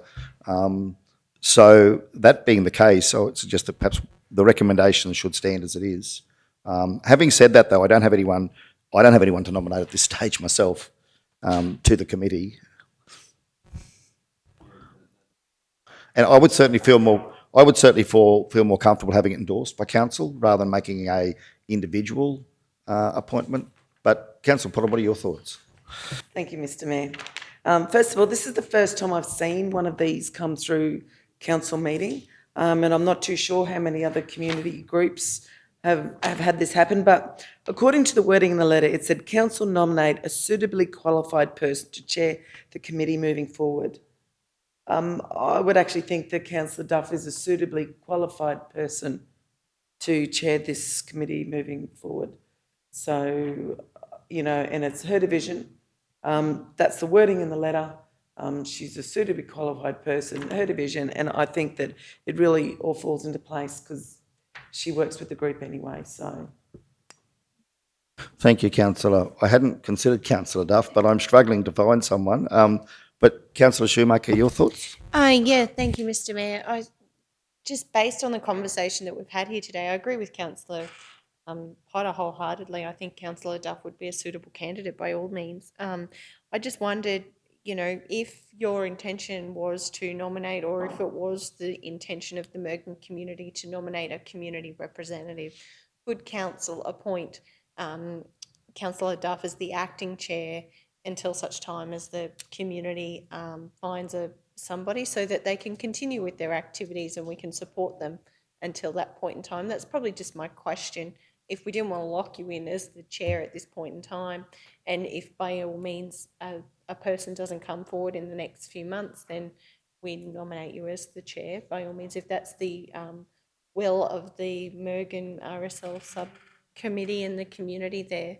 That's probably just my thoughts on this matter. Thank you, Councillor. Yeah, Councillor Duff, your thoughts? The community's feel on this? In the interest of moving forward, I'm happy to be the acting chair until we look at it and talk to the committee and see whether they want to. Like, I sit on that committee in any case, so it's not going to be an issue if I am the acting chair until if they did want to get a community representative, well, then that would probably work. Get someone else. That's fine. Yeah, what are your thoughts, Councillor Jones? I'm fully supportive of Councillor Duff and everything, but the letter that I just had on the screen there that I read, was I incorrect in reading that the Deputy Principal from Mergen was the acting, Mrs Morgan, whatever it is, Deputy Principal Mergen State I, has been a member of the past several years and has kindly agreed to take on the position, my apologies. Councillor Jones, Secretary. I am misreading, Councillor. I do apologise to everyone. No, you're right. I'm pleased I'm not the only one that does stuff like that. There's somewhere in there where I read there was definitely going to be the... You know, you're fine. You're fine. It's in very small text, very small print. I think there was an ad on telly about going to OPSM, wasn't there? Yeah, I guess we could appoint Councillor Duff at this stage, as Councillor Shoemaker's saying, and then go back to the committee and see what their thoughts are around that. And if they'd like us to redress that, we could come back to it in months to come. Well, the next meeting's on the 21st June as the correspondence, and the report's been presented as per the request from the RSL. So, if they want to change their request, just send us a letter. But it's interesting, Councillor Potter, because any of these that do come through, and the ones, as I said, we've picked up most of them at the statutory meeting or thereabouts for the appointment to committees. But suffice to say, if it hasn't because it's been done that way in the past, doesn't sometimes mean that it was right. If a committee has asked council, it is done by resolution. Yeah, thank you, Mr. CEO. And that certainly is, I stand corrected, as you've corrected me, is that the letter does indeed request that council, South Bennett Regional Council, appoint someone. So that would then definitely come to council, not to the mayor. Okay, so that being the case, I would now like to move that the committee receives the Mergen Anzac Day Commemorative Committee report for information, and that the committee recommend to council that into two. Oh yes. So so we'll move the first one first. Second for that, item 1. Councillor Potter, thank you. Those in favour? Carried unanimously. Councillor Jones, you in favour? Yep, Councillor Jones. Councillor, who did I say seconded? Councillor Potter, thank you. Councillor Jones, I think voted, so we're unanimous on item 1. So that's now been carried unanimously. Thank you. The other good part about number 2 going to the general, 21st you'll be in Canberra, the next meeting. So, but anyway, next meeting's the 21st according to their correspondence. But if you can have a yarn to them before the general, that would be great. Thanks, Mr. CEO. Right, I'll now like to move a motion that the committee recommend to council that Kathy Duff be nominated as a suitably qualified person to chair the Mergen Anzac Day Commemorative Committee, and further, the CEO provide a response to the Mergen RSL sub-branch regarding the nomination. Do we have a seconder? Thank you, Councillor Froloff. Speakers for or against? To the vote, those in favour? Carried unanimously. Thank you all. Okay, and thank you, Mr. CEO, for clarifying that. Much appreciated. Okay, so just back to the agenda. We're up to now questions on notice. And the first question is item 10.1 at 86 in relation to rail trail maintenance. Thank you, General Manager. Yeah, thank you. Through you, Mr. Mayor. Yeah, so this was just a question from a previous community standing committee in May, just about mowing on the rail trail, and the responses there. That work has been completed to date. And councillors may wish to note that mowing cycle of the rail trail has substantially remained unchanged over a fair period of time. Obviously, growth has dictated things a bit differently recently, but we've really maintained the ongoing cycle there. So it's about it's a 3-week cycle on that one. So I guess you could, put your clock to it to say that every 3 weeks we would be attending to it. It helps explain how that works, and obviously we were going to discuss some of those things with the program and give you more information so you understand that. If there's any issues of specific concern, please let me know, but it just gets picked up in a normal cycle. Yep. Councillor Shoemaker. Yes, thank you, Mr. Mayor. I wanted to thank the team for the response, and certainly it's been something that people, particularly Kingaroy residents have brought up with me. So noting that 3-week cycle, that's excellent. I can get back to them with that information. The only other question that has been raised around the rail trail is, so we mow each side of the trail, which is great. But a number of years ago, council planted a lot of trees along the rail trail, and there's like plastic around them and posts and things. And some of the feedback has been that we don't really look after those trees, or we never really seem to whippersnip around them, and they're hidden in the grass. So that's some feedback that I've received. By all means, I don't expect a response, and it's not a criticism. I know it's been a tough couple of years with the seasons and alike, but I guess some people are a little disappointed in that, and I imagine to actually slash around all those trees along the trail would be an enormous undertaking. So that's been my response to people, but certainly I'd appreciate any feedback that you might have if I'm on the wrong track there. No, I think it's a really important asset, that rail trail, and we've seen enormous economic benefits in our community, particularly on the back of COVID, because of the rail trail infrastructure. And I agree with any of these projects. It's really important that we have a schedule in place that makes sure they're maintained to an appropriate standard. So I look forward to further discussions about that into the future, particularly around the maintenance of the trail. And I acknowledge and thank CEO Mark for the work he's been doing in understanding some of that on the Brisbane Valley Rail Trail. And certainly I think there are potentially some learnings there for us going forward. It's such a giant asset, brings such enormous social and economic benefits to the community. So thank you for the response and the update, and for the work that happens on the trail. Thank you, Councillor. Okay, so it's recommended that the response be received and noted. Do we have a mover? Thanks, Councillor Shoemaker. Seconded, thanks, Councillor Potter. Those in favour? Carried unanimously. Thank you all. 10.2 is in relation to cost to council to mow allotments at page 87. General Manager, thank you. Yeah, thank you. Through you, Mr. Mayor. Yeah, so just some information on, so this is mowing the overgrown allotments, and obviously they can vary between a quarter-acre block and an acreage allotment. Just probably worth noting that we have a reduced price. We add an administration cost on these overgrown allotments, and we do make the offer to people when we send a letter initially, just basically saying it's been noted it's overgrown before we get to the compliance notices. But we do make the offer that we will do an authority to slash, which means that we will they sign that, and we will actually go and slash it when we're doing the round. So it actually hopefully speeds up the process rather than waiting for a compliance notice and that. So some people take that option up. Unfortunately, probably not as many as we'd like. I think Manager Patch talked about this morning some of the issues we have had this year with getting contractors who have been really busy to get to some of these. So that there can be a delay in getting that done.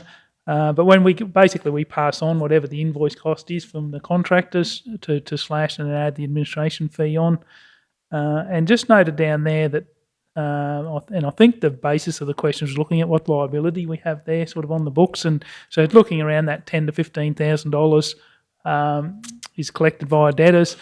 Again, that might be a liability depending on the timing of payments and that, so whether it's on the balance sheet, how long it sits there if people refuse to pay. But that's the sort of thing we've just looked at the last couple of years. We're looking at around that $10,000 to $15,000 that we recover via that process. Thanks, General Manager. Councillor Shoemaker, are you comfortable with that response? Yes, thank you, Mr. Mayor. I certainly appreciate the update on the information. You know, I know it's only $10,000 or $15,000, but certainly per year to cover the cost of these overgrown allotments. But as a ratepayer myself, I'm not comfortable in paying the cost to mow other people's allotments. And I know there's a lot of work that goes on behind the scene to recover those costs when they're not paid. And I know there's also some work happening with our system upgrades to add these costs to rateable assessments so that when a property sells, we do recoup those funds. So I acknowledge the work that's happening behind the scenes there. I think it's really important because whilst it only seems like a small amount for me, it's a matter of principle. Thank you, Mr. Mayor, and thank you for the work that's gone into the response. Thank you, Councillor Shoemaker. And the recommendation is that the response to the question regarding how much it's costing council to mow the allotments, as raised by Councillor Shoemaker, be received and noted. Do we have a mover? Thanks, Councillor Froloff. Seconder. Thanks, Councillor Henson. Those in favour? Carried unanimously. Without putting this through as a motion, Mr. CEO, can I ask that perhaps when we progress into operational plan and we start to look at the rates review post-July, can we revisit the issue of the council's capacity to include those overgrown allotment charges on the rates, on the collectible rates? So don't want to get into discussion today on it.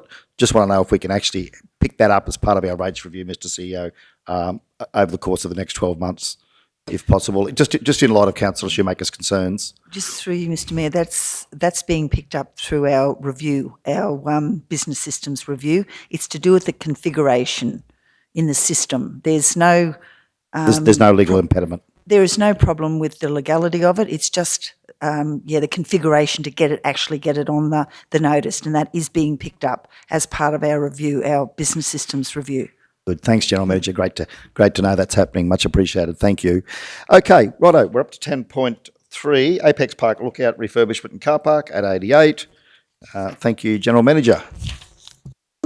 Mr. Mayor, can I respond on behalf of that one, if that's Thank you, okay? Manager. Sorry. Thank you. Go ahead. So the response is there in front of you. I'm hoping that we did in fact identify the correct element of that defect, or not a defect, but the lip in question, Councillor Shoemaker. Did we get that right? Meaning to say along the edge of the concrete? Yes. Yes. That had very much been the feedback I'd gotten from residents up there. They were worried about when you come out onto the road, that edge. I haven't personally been able to inspect the work. I have. So, but I trust your judgment in this space. To be honest, if I went and inspected it, I'm not sure if I could tell whether it was appropriate or not. But I do certainly appreciate the prompt response, Manager Watt, in relation to that question and fixing the problem. Thank you very much. I know the residents in the area would appreciate that. And certainly if you've got anything to add, I really do appreciate your feedback. well, the only thing I would add was that there was subsequent discussion, and there is a bit of concrete that could go on the intersection. So running the concrete further along to the intersection and joining the intersection up and continuing the path, which wasn't part of the original scope. And I thought subsequently that might have been what you were referring to, but I don't think it was. And the infrastructure department with their jet patcher have done a coal mix along that strip. Perfect job right along, so that's been rectified. And I think we are going to try and do the other element as well. That would really finish it off, but it wasn't part of the original scope. I think supplementary to that, I absolutely think that's important. There's been an enormous amount of work done there, and certainly anything that can be done just to finish it off. It didn't look quite finished, and you know, that's not from my engineering perspective or anything like that.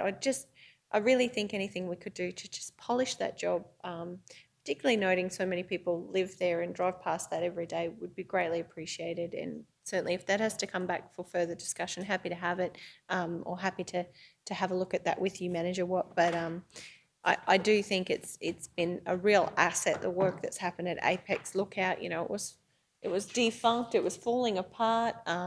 It's got a beautiful spot now with some nice new plantings and a tree, and you know, you often see people there looking. I know it's a key place from a tourism point of view to go and have a look at Arroy. So thank you very much for the work that's been done, and by all means happy to work with you on any further work that needs to be done in that area. Thank you.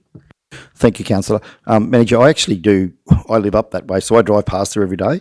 So Councillor Shoemaker's residents are right. There's the concrete lip that's about that far above the bitumen, the asphalt. So I think that's the issue. It would also be great if we could actually, the path that comes up Fisher Street, I'm sure Aaron, General Manager Meehan, probably walks up that hill many days. But if you walk up that and come round sorry, my sets are here, we're kicking it again. It would be great to connect the path through to, as Councillor Shoemaker is saying, through to that concrete strip, because there's a gap of grass there that's leaving that missing link. Whether that could come forward as part of our CapEx discussions in time to come. We're just doing that now. Oh, you are? We've committed to do it, basically. Oh, you have? Oh, good, yes. Thank you. Oh, well, that's resolved. That was what I was alluding to. Oh, well, we'll have to... We'll have it. I think General Manager Meehan knows it because he walks there often, I'm sure, so. Sorry, Mr CEO's got to shut me down soon. I'm becoming frivolous, like Councillor Jones. Lunch is calling. Okay, so recommendation is that the response to the question raised by Councillor Shoemaker be received and noted. Do we have a mover? Thank you, Councillor Shoemaker. Second, thank you, Councillor Potter. Those in favour? Carried unanimously. 10.4 is the W4Q COVID Yalakul boat ramp matter. It's at 89. And again, over to you, Manager. Manager Watt, did you want to talk to that one? Thank you. I think that was hopefully self-explanatory. The question was yours. Are you comfortable with the response? Thank you. Yes, Mr Mayor. Thank you, Councillor. Okay, so the recommendation is that response to the question by Councillor Duff be received and noted. We have a mover. Thanks, Councillor Henson. Seconder, thanks, Councillor Shoemaker. Those in favour? Carried unanimously. And thank you again, Manager, for that response. 10.5 is the Coolabunga Sale Yards revenue summary at page 90. And General Manager, can you talk to this one for us? Thank you. Yeah, through you, Mr Mayor. I'd be happy to bring some further information. Just not sure we hit this. So we've actually given a breakdown of income for the month. And so basically demonstrates the, where the revenue's coming, whether it's from dipping or sales and weight. So it's an indicative breakup of income for the month. So there's that part of it. Manager Watt has actually also collated this for a year-to-date figure, which we can email out to council. We haven't included it here, but we're just having the discussions after this that whether it would be worthwhile councils having the year-to-date type figures. This was more just an indication of what the say $10,000 a month where the revenue is coming from. Looking at a year-to-date.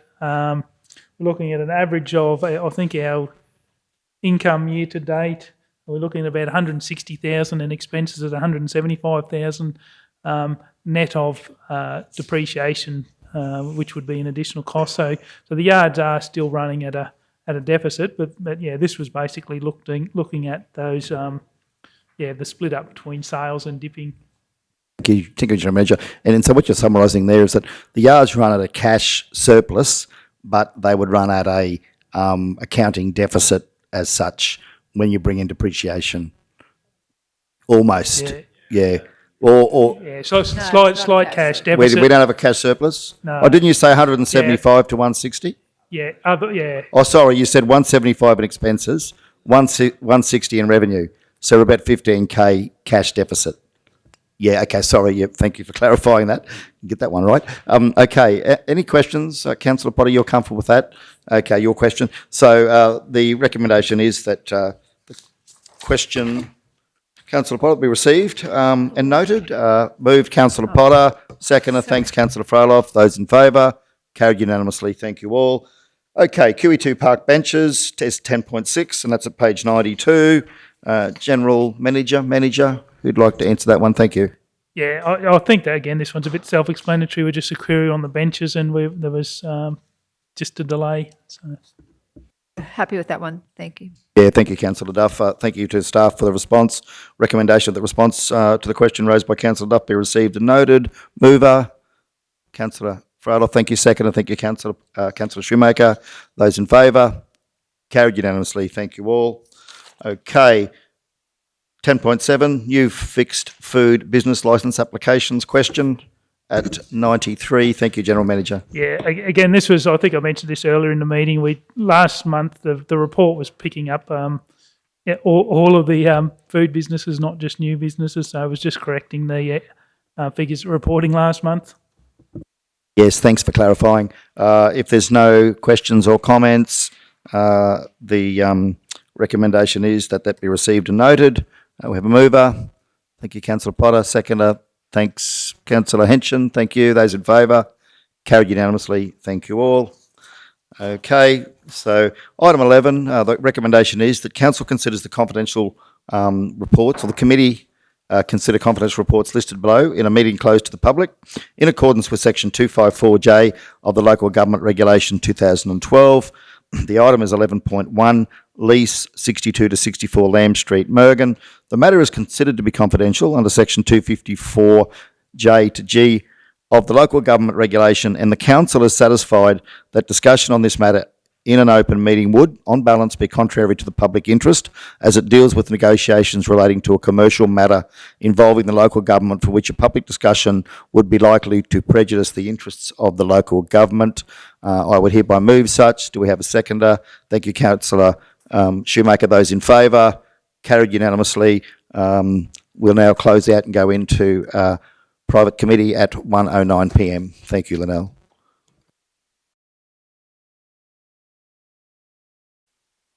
All right, so I'll now move that council moves out of closed council into open council. Do we have a seconder? Thanks, Councillor Potter. Those in favour? Carried. All, thank you. Right, so we have item 11.1 and the recommendation there is as presented. Do we have a mover for such? Okay, Councillor Potter. Do we have a seconder? Thank you, Councillor Froloff. Those in favour? Carried unanimously. 11.1 carried unanimously. Thank you all. Now call the meeting to close as all items have been dealt with at 1:14 p.m. Enjoy the rest of your day, everybody. Thank you.